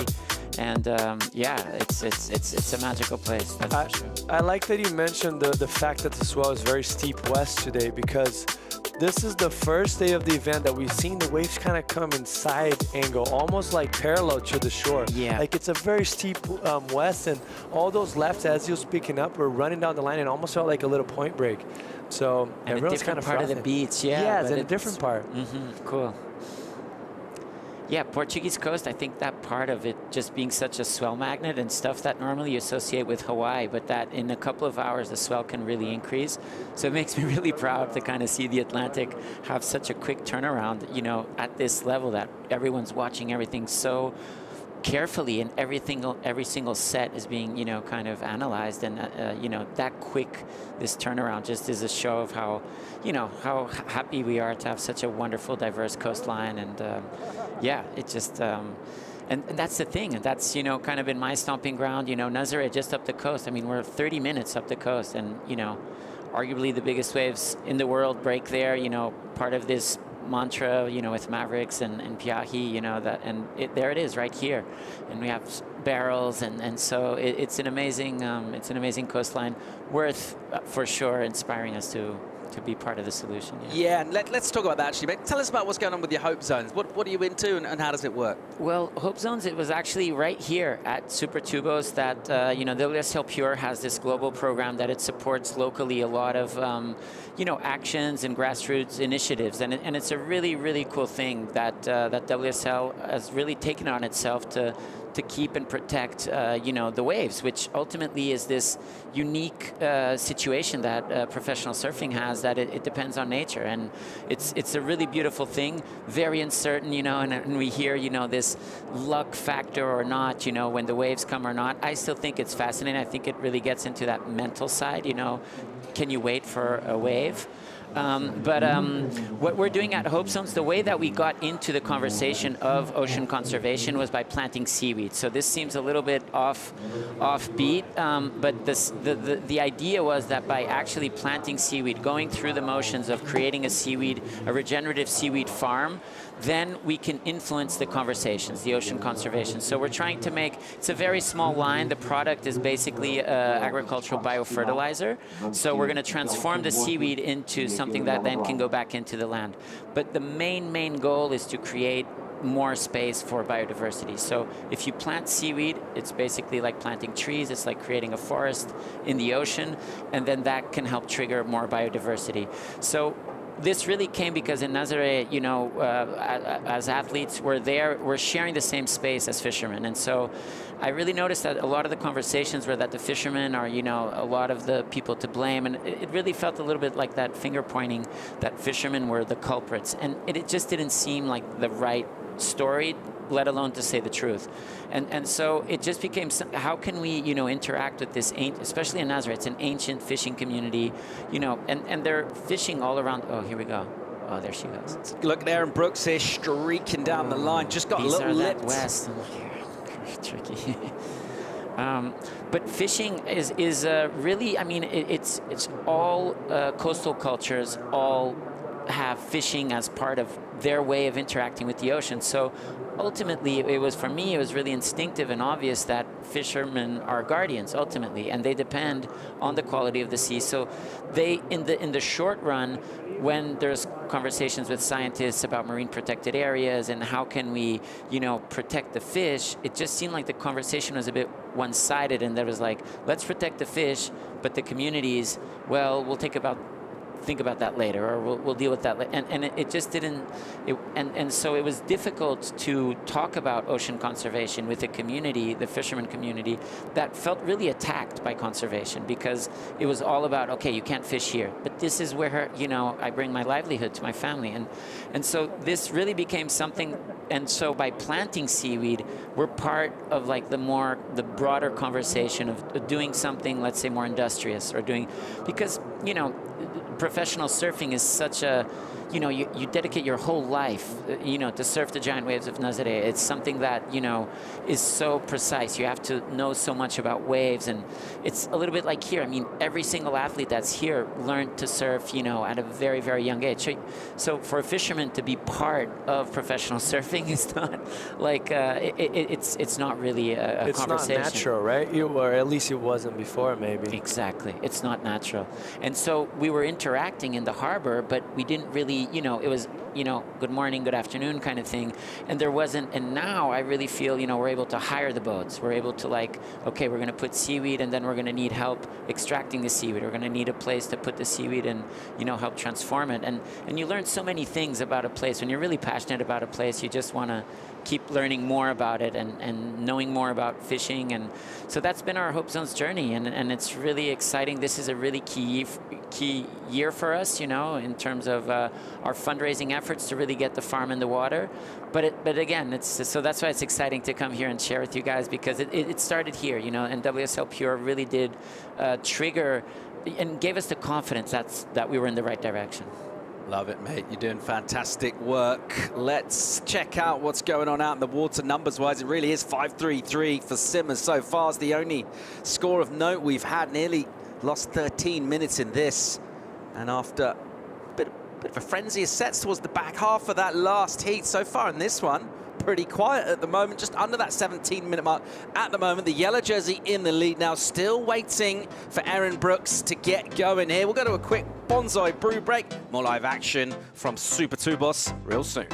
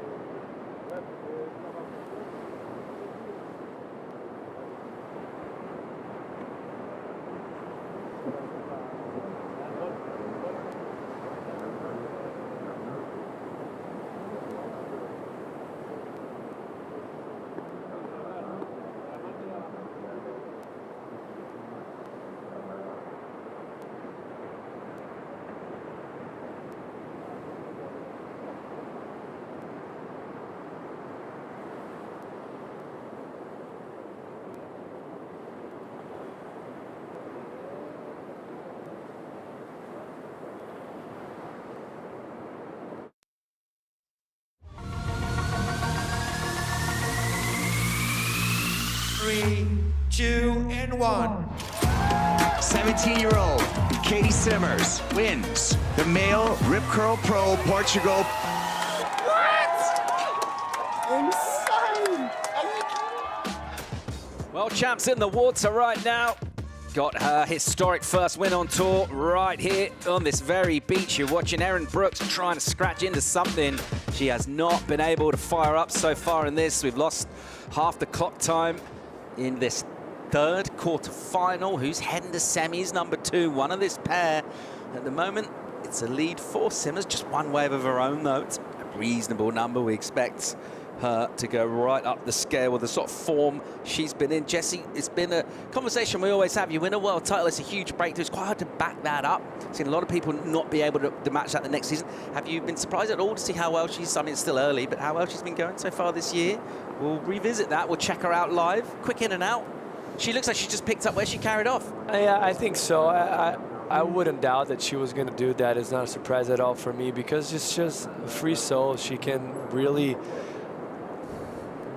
be light-shouldered with the jersey on, and that's what I expected from her. And she just pulling off. I mean, this is obviously something that you don't expect her seeing happening to her, but that was just kind of a closeout, so she wanted to jump off. And right there, Tommy is kind of bummed with the wave selection, not with the fall. Just the wave was kind of very stretchy, and that's what's going to happen on a day like today. Like we saw it a few hours before, the swell picking up, probably like a little smaller period. So a little bit more broken up and more wedgy, and now with that, all that energy coming in, it's going to be a little bit straighter, so it's going to move in faster, like it's going to move in closer to the shore, and it's going to be harder for you to get in, a little bit more throaty and running faster down the line. So her just putting herself a little bit too deep. Yeah, fantastic. Well, we're enjoying your insights in here, João, as well, being over in Portugal. Of course, this event traditionally always really well supported as well, and the crowd been a big factor here once again this year. The community in Portugal, you know, we were up in Nazaré a couple of weeks ago, but just an embarrassment of riches, really, in terms of waves and competition and pro surfing in all levels, just alive and kicking, super healthy here in Portugal. I think it's the, you know, the broad, you know, the non-surfing world of Portugal. You know, all the culture really embraced surfing as a modern way of interacting with the ocean, and I think that was a blessing for us, and you know, these world-class events to be able to then come and kind of continue that, and obviously have this very high-level professionalism of putting on an amazing world-class event. event, and I think that's just something you know, special that really also has helped Portuguese culture in a lot of areas. So the maritime and you know, everything that's ocean driven is something that moves very much in our identity. And so I think this was just, it really was just the absolute, you know, perfect storm of professional surfing also going, you know, very global. Because surfing, you know, from a European perspective, we kind of came a little bit late to the party. You know, it's wonderful. We have all the waves, but you know, there's pictures. Oh, here goes Erin. Brooks on a left, opens up with a snap. Snappy. That'll feel good for her. Another click off the top. And again, throwing up shapes, multiple speedy, incisive maneuvers, and a finish as well. And after a real long start, that's how you go about just settling things down. And she's back in the heat here. I would say this might be the longest wave we've seen on an event so far, and that's all because of that very steep west swell coming up and hitting that different part of the sandbar that we haven't seen. It's very teepy and it's going down the line. You're gonna see that first turn just fierce, so much drive and fast off the lip right there, and the wave just keeps going. You can see it's kind of in a side angle. It's like not so parallel and coming into the shore. It's running down the beach, and that's just a dream for the goofy footers right now, because those laps are so fun. I've been watching it. Everyone's frothing on it. 5 turns. Wow. That might have been the longest wave we've seen in an event so far. Beautiful surfing from Erin right there. Obviously different approach from Caitlin. Caitlin a little bit more relaxed. She's way more energetic, you know, like pushes the board harder, but a little bit smaller as well, just fitting. I mean, she must be feeling good on that one, and the boys are having a look. Leandro's reaction says a lot, doesn't it? Yeah. He's like, wow. Just under 10.5 on the clock here. Someone that found waves and is through to semis is Pickles. She's with AJ. Molly, what a way to start your day here at Super Tubos. What did you see on that left in particular that you were able to get the score? Yeah, I mean, typically the last few days we've been straight out in front of the comp site. And then, like, I think the swell direction must have changed a little bit, so it was kind of like running down. There was a bit of a sweep, and I just saw this left. It was like started to form so quick, literally this morning, because it was dead flat when we first came down, and then all the waves started to come in. So, yeah, when I obviously seen the left, I was like, oh, this is exciting for me. And so, with that kind of energy, how did you kind of capitalize on that in this last heat? Yeah, I think I was like watching that right because I knew Tyler would stick to her strength and try and get those rights. But I kind of just felt like that was really few and far between. So I can't deny a left that's running along this sandbank at Super Tubos. So I was like, I've got to go see what it's all about. And I'm happy I found a few waves. And I still feel like there was even better waves than the ones I was on. So yeah, I'm excited. I hope that bank stays there. On to the semifinals yet again here in 2025. What is it going to take here at Super Tubos for you to crack through and get a victory?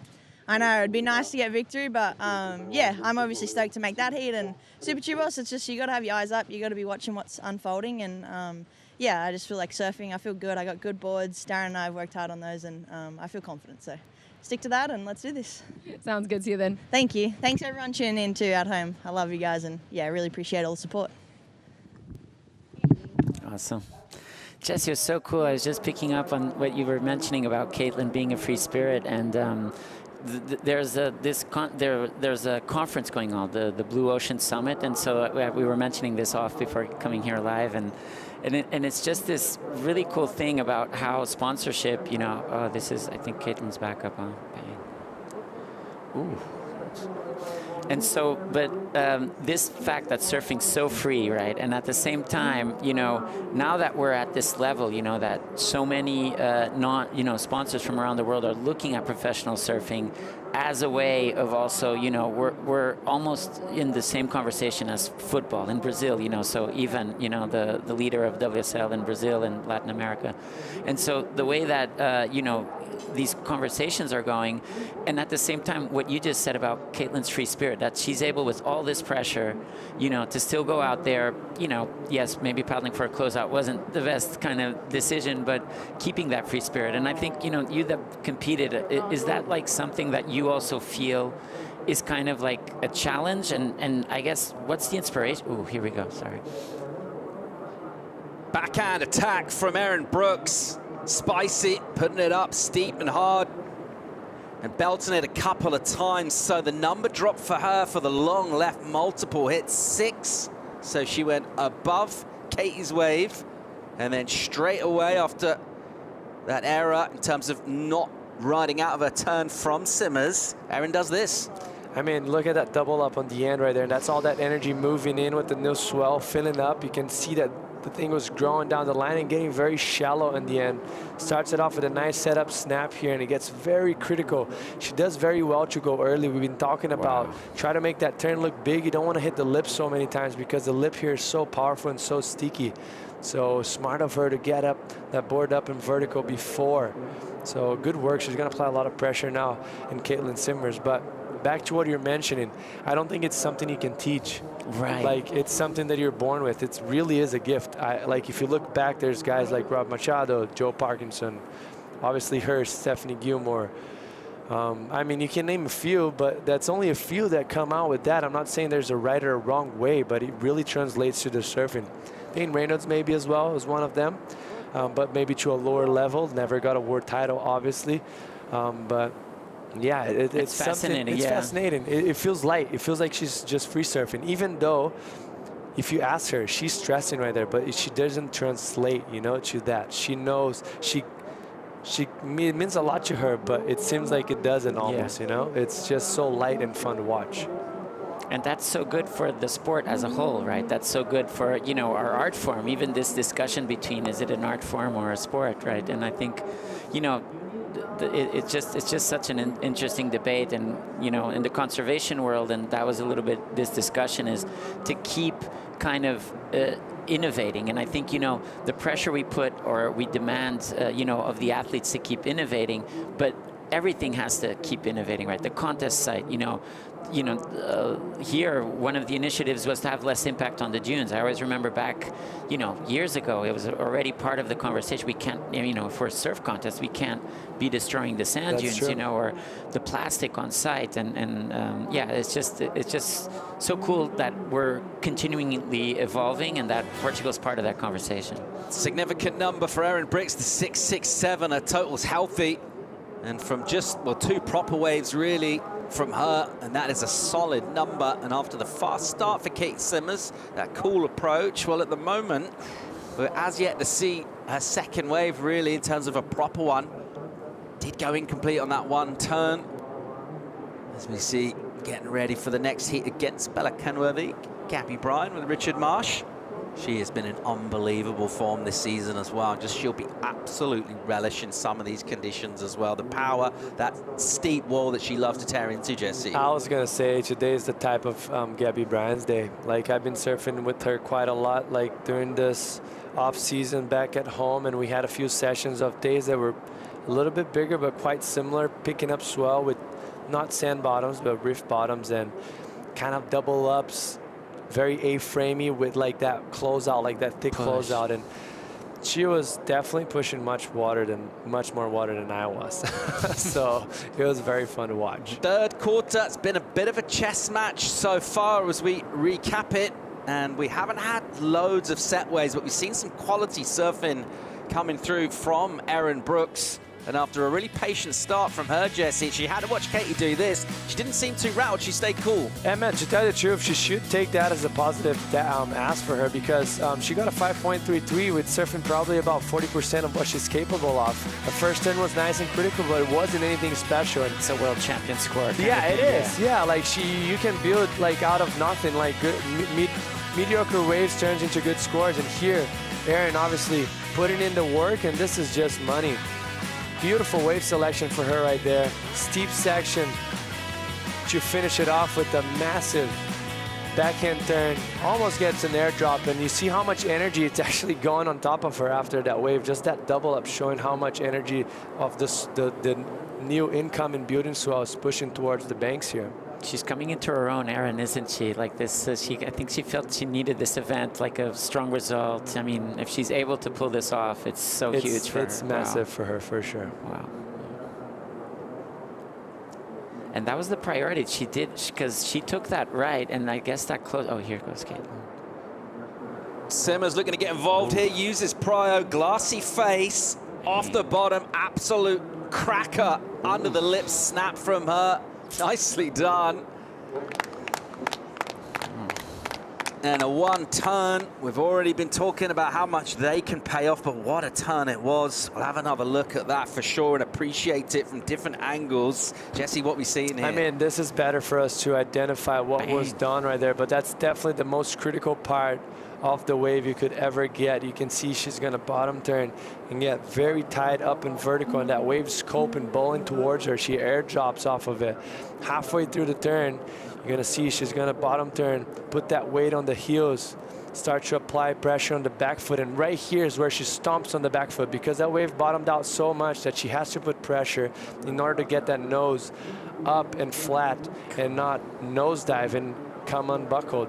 And I mean, looking back, she got a 5.33 for basically that one first turn she had. She had a little mix of maybe a 0.3 after with that second turn that was very soft already and with a lot of whitewash. Like this for me is much better than that. I'm not sure. I'm not sure it's coming in a 7.34. It's definitely going to have her cause. But for how fast she goes, it seems like she wasn't going as fast as sometimes she does go. Yeah, that is true. That sometimes, you know, added pressure to that last, maybe last opportunity of her in the heat right there. We'll see if Erin's going to, of course, be right by her. I have no doubt on that. From even such a young age, she's such a smart competitor. Inside the final minute now, Katie Simmons will just about poke through to the lineup with 50 seconds, maybe a bit less, as she dips under a couple of waves. Priority with the 17-year-old Erin Brooks. She'll look to use that, exert dominance in the lineup. It's with the judges at the moment.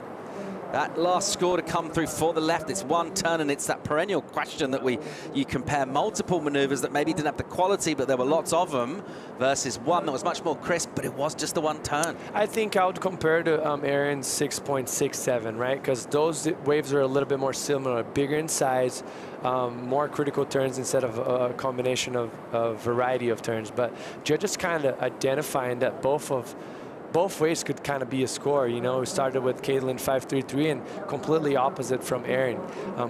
Probably getting about 5 turns on that one. So it's going to be interesting to see what they think about one big turn can go into a 7.34. We haven't seen it yet in this event. So yeah, wow.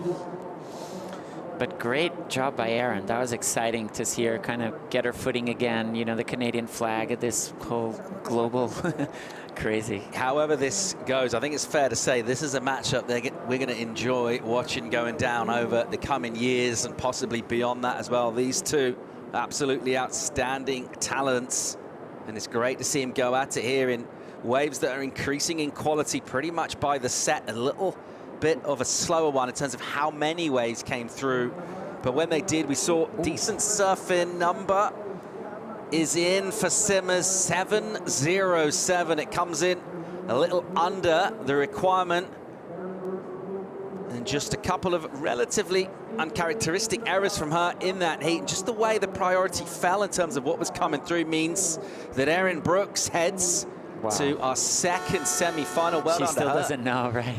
Yeah, she's doing it now. Did I do it? Did I pull it off? You got it, girl. Good job. You just beat the world champ. Wow. Yeah. Erin Brooks' campaign here in Portugal continues as she will head to semi-finals. It'll be Bella Kenworthy or Gabriella Bryan that she faces. They're coming up in the next quarter. Ciao, mate. It's been epic having you in. Thanks for coming in to chat. Keep up the really good work. We appreciate you. Will do. Thanks so much, Paul. Thanks, Jesse. Thanks, Sean. There's a lot of knowledge that you passed it on to us. Thanks so much. Surf is picking up here. We're expecting that to continue throughout the afternoon as well. Conditions looking really nice. We'll keep going with the women's quarterfinals. And we know that she's going to semis. That's Erin Brooks. Now she can smile. More live action. Fourth quarterfinal. Another very special guest coming in the studio real soon. We'll be right back.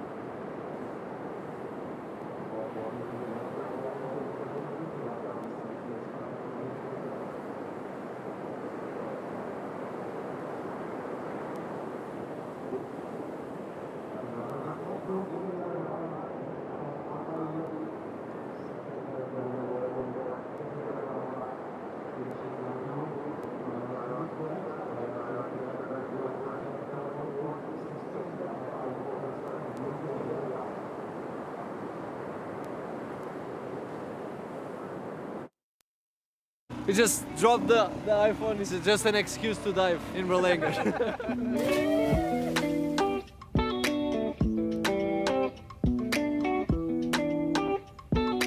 Going to Berlenga's Island, just 10 kilometers off the coast of Peniche, but you feel like you are in a different world.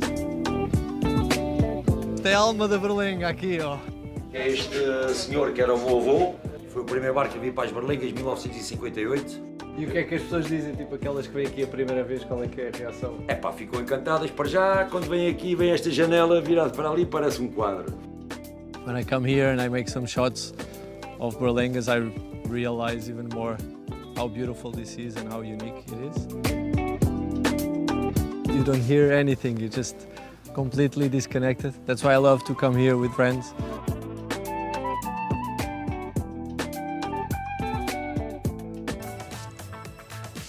Welcome back to Portugal. Swell is pulsing, it's filling in. Conditions pretty delightful, really. Got a steely look to the water surface. Beach filling up too. We just had the world champ eliminated here by the rookie Aaron Brooks. We just had one Portuguese legend. We booted him out. We're going to bring another one in. Yolanda Hopkins, how you doing? I'm pretty good. The conditions are pumping and it's getting better.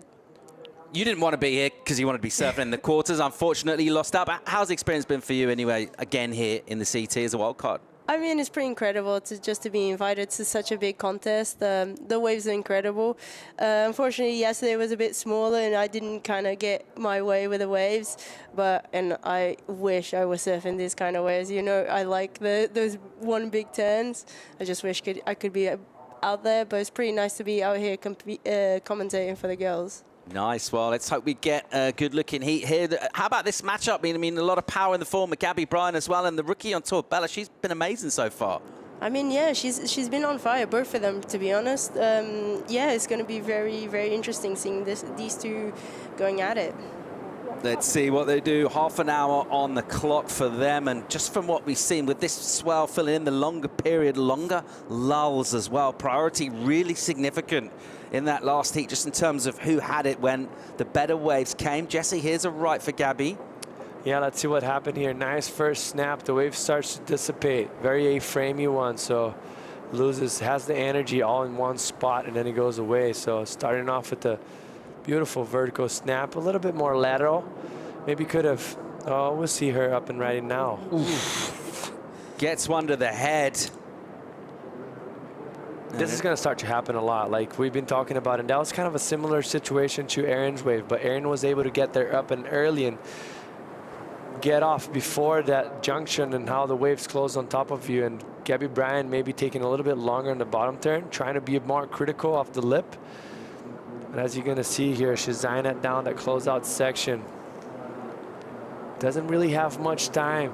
Maybe that's why she got a little bit late up there. A little bit later. As you see it, as she was going up, the lip is starting to come down and hits her chest right there, and she gets buckled off, sent straight into the bottom. Like, and that's very shallow right there. Like, obviously it's not reef, but still hurts. Checking the boards all right on the inside. Gabby Bryan, strong start. She got a 9th at pipe, decent. Abu Dabs went to the semis, got a 3rd. Definitely someone that we're seeing consistently improve. Of course, got the victory last year over in West Oz at Margaret River. Just you see a lot of her surfing at home, and she's someone in that world title conversation now, basically based on the sort of form she's in. I mean, yes, she's unbelievable. I'm completely with you, Paul. I think with the scenario that we have right now going into Fiji, and if we have those big walls, like for just tearing it apart, ripping, like she could be very deadly. I think she upgraded her backhand so well, and she's throwing buckets right now. As we've seen it on the wave pool as well, she was doing damage on both sides of both front side and backhand. So I think she's looking good, and she's one of my picks to actually take it all the way. I think she's going to be dangerous for the other opponents. She's got herself in another quarterfinal here and got something of a start going. Just a 4-point ride early on, then a quick one. Meanwhile, here's Bella's first wave. Kenworthy on the backhand. She is electrifying on her backhand, and the first turn's decent, nice and crisp. A little bit of a wobbly second section. Doesn't get to go at it. She's been something of a quiet achiever for us, hasn't she, so far in this event? We've been really, I think we called all of her heats. She's been really impressive throughout. I just feel like as well, she hasn't showed us her best yet in this event. She's still improving, conditions improving too. Yolanda, having this wave just up the coast, you live down the other side of Portugal, it's not too far for you to come up here. What's it like being able to come here and watch the world's best go about it? And from your point of view as well, you want to be with these guys on this tour, right? 100%. I mean, that wave from Bella was pretty nice. That first turn was pretty vertically, pretty intense. You see it here, it's right on the pocket, a little bit under the lip, but like really, she put all her weight on her back foot. I think it's going to be like pretty decent. I mean, this wave is very special. When it's working, it's really working. We had a few days before the contest started where the barrels was just insane, and being out with a crowd of boys, it was pretty special. I mean, normally it's quite busy, this type of wave when it works, but it was literally next level a few days before the contest. It was really special for me. I was there trying to charge, but mainly just starstruck seeing the boys just taking the gnarliest drops into these caverns. Yeah, just always trying to learn from the best and trying to improve my surfing from just watching the boys too. And we might have seen some of these actions later on today, you know, the swell picking up and the winds being the way they are right now. If it holds up the way it should, we might see some great waves and much better than we expected for the forecast. We're getting kind of lucky right now. Around about 21 minutes as yet to go in this. A reasonable number in for Bella. It's 4.83. Which one of those two is heading to the semis to face Erin Brooks? We'll find out soon. Let's go and chat with Erin. She's with AJ. Paul, first thing I did when Erin came to the glass was check, because I can confirm she's got ice in her veins. Waited until less than 12 minutes in that heat against the defending world champion, the yellow leader jersey, to find a substantial wave. How did you talk yourself through that heat and find that wave? Yeah, I made a lot of mistakes in that heat, so I just said a quick prayer, just asking God to take away my nerves and my worries, and then he sent me those waves, so I'm just grateful to him. And going against Katie is always really nerve-wracking, so I was definitely nervous for that heat. When you saw that wave come, and then you got another 6.67, the high score of the heat at that point, how did you just tap into that rhythm? Well, I feel like when you get a good wave and like you hear the score, it gives you a little bit of confidence. So that's kind of what happened right before the Wright. The Wright wasn't my best wave, but I was kind of building momentum, and that heat was just so slow. So I was really lucky to get those waves. So I have a picture here that your dad showed me at the end of that heat. I want to show you guys. This is a picture from 2020 between Katie and Erin. And I want you to say, what did you say to me when I first showed you this photo? I said, oh, we look so little, but yeah, we're both really little, and our hair is a lot blonder. That trip we spent like a couple months in the Mentawais during COVID, scoring epic waves at Bank Faults, and Sierra Kerr and Bella Kenworthy, who's in this heat, they were there too, and a bunch of other girls, Luana Silva, Betty Lou Johnson. And it was probably like one of my favorite trips I've ever done. But yeah, I've known Katie for a really long time. And now going up against her in these really important heats, how do you sort of put those really fun moments aside and get the win again? It's hard when you're going up against your friends, but my dad told me that there's no friends in the water. You can be friends after, but it's always like so chill going in heats with Katie. I know she can be intense, but she's always like a good sport, and we were even talking before it even started, and in the middle when it was going fly, we were just like, what is going on? But yeah, it was just so much fun with her out there. A little commiseration when the waves aren't cooperating, but well done, Erin. On to the semis here in Portugal. Thank you. Thanks, AJ. Secrets out for all the Groms out there. You want to get really good at surfing, just get your parents to take you to the Ments for a couple of months. Wow. Sounds all right. That doesn't sound bad at all with your best friends. How's that? It worked out. It paid off. You see it. She mentioned Caitlin Simmers, Bella Kenworthy, Betty Lou Johnson, Luana, and her. It's like half the tour. Yeah, that is true. And I mean, you're just missing Sierra Kerr, which, in my opinion, it's about time. Like, it's a matter of when she's going to be here with those girls. Under that 18-minute mark at the moment. Couple of fours is the best of the scoring we've seen so far. Kenworthy with the 4.83, a similar pattern really in terms of the periodicity to what we saw in that last heat. There are long extended lulls as well, so mistakes will prove costly if you do get a good set wave. You're going to need to capitalize on what a contrast to what we've seen, where it's been multiple quick paddle outs, another quick waves. You know, some surfers going well up into the teens in terms of how many waves they've got in a heat. This one, Yolanda, is much more about being patient, that mental game as well. What's your approach when heats are like this and kind of slow? What's going through your mind right now? I mean, I would always try to build house straight away from the beginning, but once it starts to go slow, at least for the first like 10 minutes, just work as max as I can, and then maybe slow down a little bit, which I think most people know is not really my favorite thing to do. I like to catch a lot of waves, but yeah, you got to wait it out and just, I feel like, be next to your opponent, especially man on man. Still a little bit away from Challenger Series kicking off in Australia. That's happening in May, June, so it's a little way away from that. Of course, it really went down to the wire for you last season, that one heat against Vahine. That must have been super tough to take and process, but I mean, how did you wash that off? And you know, you seem fine and as stoked as ever.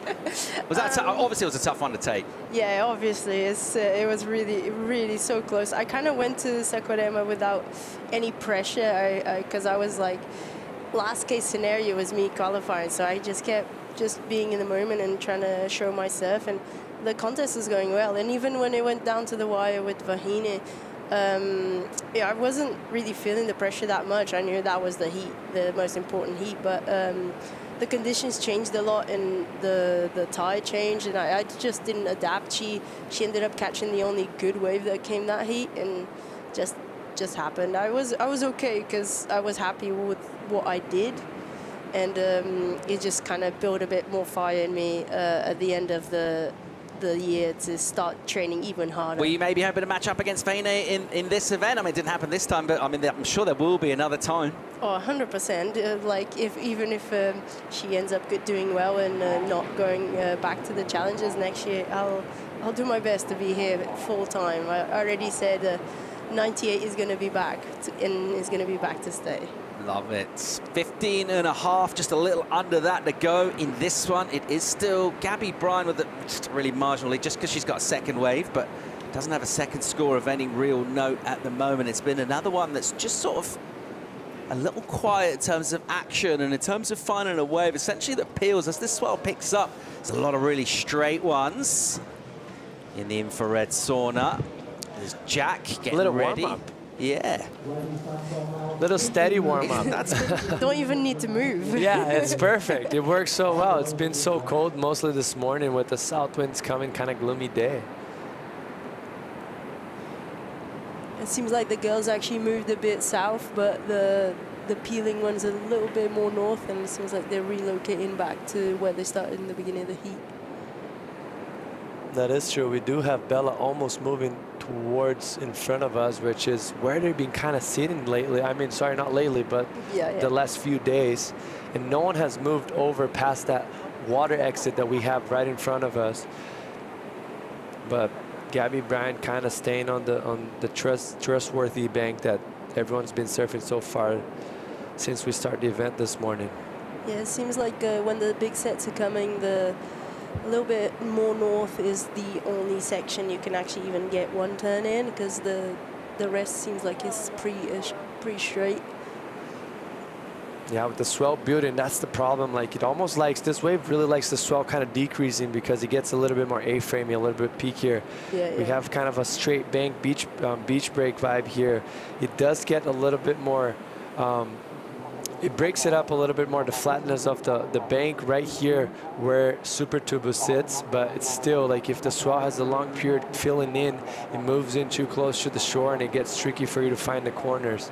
And that's been kind of an issue now the last like 20 minutes or so from the heat before, halfway through into this moment now, which before like the first heat with Caroline Marks, every wave that would take off, it was kind of tapering and going in a nice space because it was much smaller. But we do have a lot of waves on the horizon right now, and it's funny because you see it stacking up out the back, but because of all that energy, it's moving in. It's not really getting tall, but just thick. Yeah. It's not really giving you a little bit of a shoulder. I mean, this is my type of wave, though. That's where, I mean, you grew up surfing in some beach breakers that are similar to that, and you can probably tell us better. Yeah. It's Down south from us, a few hours, right? Yeah. I actually tend to surf this type of conditions quite a bit. I mean, maybe not even as clean, but these type of clothes, I just find that, especially, for example, Australia and Brazil can get like that for the challenges. So I'm always ready to smack up that at one banger. Here we go. Let's see if we can get some shape on the sandbar here. Looked like a good wave came through. No one in position for it. I guess that's the other challenge as well here, Jesse. We used to see it, the triangle of white water, the rip next to it, and it can line you up a bit. But because it hasn't really been many breaking waves, it's quite easy to get out of position when it's like this. Yes, and it's hard to identify when you're seeing the wave coming straight at you. You don't really know where to move yourself. When it comes as an A-frame, it's pretty obvious. You want to be kind of on that teepee, or if it's a barrel wave, maybe behind, because it helps you delay yourself a bit, gives you a little bit more time as well in order to take off and a little bit less energy. But when it comes to straight, you're looking at a pretty wide wall of probably, I don't know, 50 yards that you're trying to identify the perfect sweet spot to give you enough time to take off and do that one big crack. Just over 11.5 on the clock here in our 4th quarterfinal for the women. Erin Brooks waits in the semis to meet one of these two. We're going to take a quick commercial break. We'll conclude quarterfinal number 4 and settle our semis. Boys coming up soon too. Stay tuned.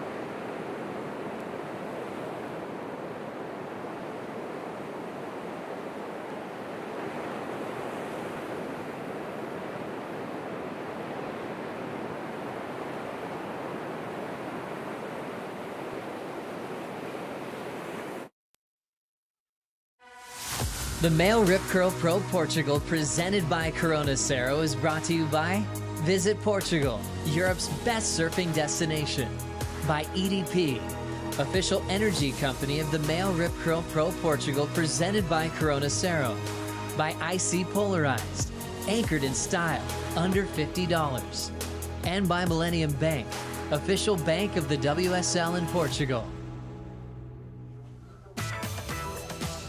Welcome back to the action here, our 4th quarterfinal for the women. And you can see on the inside, the young American Bella Kenworthy. She's just ridden a wave. We needed a little bit of that. It's been quiet for a while here. That's her 2nd wave, and she only needs a tiny decimal to get into the lead. Anything of any major significance will put a bit of pressure on Gabby Bryan. Let's have a look here, Jesse. Yeah, that's a very steep takeoff. Massive turn right there for air dropping. Oh!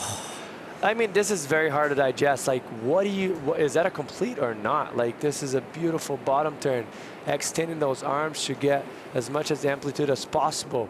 Lands it. It feels like she has it right there, but then the wave starts to double up under her, and she's just with the weight on the front foot and nosedives it. That's very sketchy and aggressive, but almost felt like she was on top of the board, but then halfway through, I mean, we'll go back to that later, but that was interesting to see. Swell pulsing here. We got double ups. Basically, some of the bigger bomb waves just sort of overtake the ones in front of them on the inside sandbar. How's this critical late drop from Gabby? Yeah, also kind of similar, but just a smaller section for her. A little bit more lateral. Still critical, airdrops it right there. But she lends it 100%, but then gets it stuck here, maybe trying to go a little bit too down the line. Maybe with that airdrop on the takeoff, not having the foot on the right board of the place, because it seems like she could have pushed it a little bit hard on that second turn and redirect that nose. Catching that inside rail and couldn't complete it. What are you doing here, Yo? You're nursing your turns, you're hammering it. What's the tactic? Oh, I think I know what you're gonna say.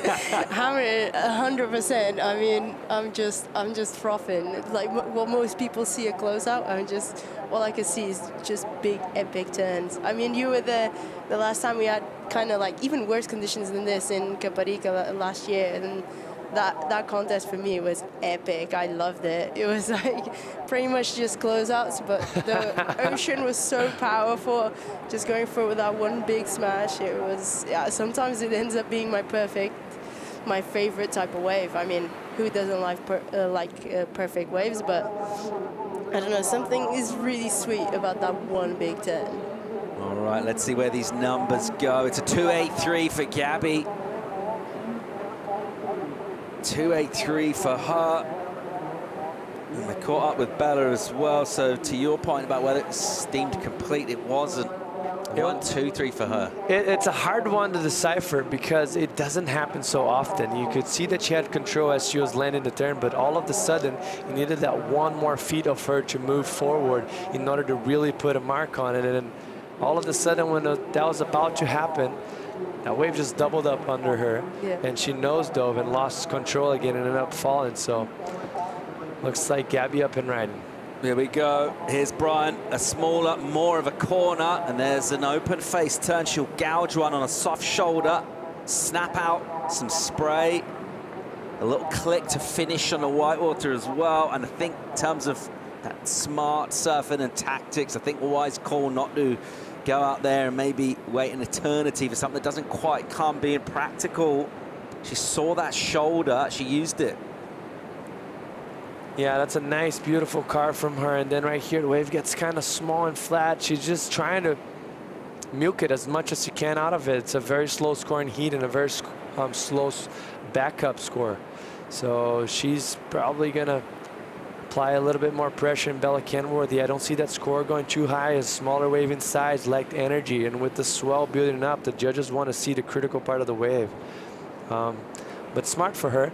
As long as she can get back out there in time, you know, to put herself in another opportunity, which she probably will with 5 minutes left. But I'm seeing kind of a lot of barrels starting all down the beach. Ladies maybe having a little bit of trouble identifying that because it's just switching throughout the middle of the heat, so it's hard for you to pay attention to it and adapt to the situation. I mean, also the tide is changing really fast, and with the swell coming in, I mean, I reckon maybe in one heat they will start the big barrels. Maybe you see some big show. I've already seen some barrels. I think we're going to see it on the next one already. Mostly with Jack Robbo coming up, right? Well, when the surf starts to pick up, generally the interest level in the Red Bull Athletes Zone, that ramps up too. Mitch Salazar, he's down there. How's it looking? Hey, I like Jesse's comment right there because I've already seen a few barrels myself, Jess. I'm hyped. I'm smiling, dude. There's a couple of gnarly ones right here, Bob. But the one thing I will say, it's not perfect. I personally like that, though, and I think that's why this venue specifically is so important for the Championship Tour. Energy in here, guys. It's kind of tense. I mean, we're shifting into the men's round of 32. Jack Robinson, Ian Gentile, two specialists in these type of waves coming up in heat number 1. But I'm truly seeing some great stuff. You know, there's a sandbar all the way to the south where that left is, Jess, and to the north, there's an option where Gabby and Bella have been surfing so far. There's been a left over there. I've also seen a couple of double uprights that are gnarly. And Yo-Yo, you know this wave? This one really takes a lot of big tolls out of you when it comes to duck diving, those big sections, especially when it's so shallow, Yo-Yo. I mean, what would you say, a foot or two maybe on the lowest part of the tide here? Yeah, pretty much. Maybe it's sometimes not even. I mean, even my heat or free surf, you get stuck in that sandbar, you're not moving very fast in case you're actually going backwards. Mitch, I actually have a question for you because you mentioned about the double ups, and I was having a look here, obviously looking at the screen, but trying to look back. I've seen right behind us a lot of double ups moving in a little bit more, so the ladies may be sitting a little bit too far up and towards the right of the scaffolding. And maybe just not adapting because it's just literally changing right now as we speak. No doubt about that, Jess. And I think, you know, we've seen, I already saw Jack ride a step up right now. He's bringing that out. A couple of boards already on the beach. The most important thing I would probably say, you still want to be on the inside of these waves and try to drop in under the lip. It's not necessarily one of those days where you can just have the longest of boards and still drop in that way. You still need to be knifing it, and I feel like a lot of the men are going to be able to do that in the round of 32. Thanks for the insight for us. 2.5 on the clock here. Gabby Bryan's 3.7 could be a crucial one. She's up the ante, but not really changed anything in terms of the heat. It's still a pretty low number that Bella needs, who does have priority as well. Is she going to find a way? We'll recap this. This was Bryan, and we looked at these conditions, look at her skill set, and we're thinking this is the kind of stuff she's going to thrive in. I know, I think the only issue right there is just identifying those corners and trying to find those double ups that are not as big, like something like that Bella found. That was a beautiful steep turn for him. That's why she got the better of that exchange with the 4.83. And just kind of coming unbuckled on that second turn to 1.23 because that was going to be a massive score. Probably close to a 6-point range comparing to the 4.83 that she previously had if she would have landed that clean. And Gabby just being smart. Veteran on tour, knows what she needs to do to make heats, and right now doing just enough, but it's a small difference in between both surfers. Yeah, what's Bella Kenworthy feeling right now with the priority? So that's in that court. It's a really small number, 287 as well. You're back to get that, but I mean, what do you do really? You've got to wait to try and find a way. It's all about being patient, staying calm. I mean, it's staying calm. Sometimes the lowest number is the hardest one to get. You wouldn't think so, but that 3-point pretty much is, sometimes it gets pretty tricky, but I think she's just trying to search for anything, any corner that gives her anything. Can you try and come inside and try and find that score that she needs? 287 doesn't feel like that kind of day, really. Yeah, kind of. I mean, I probably would. Final 50 seconds here. Gabby Bryan scoping things out.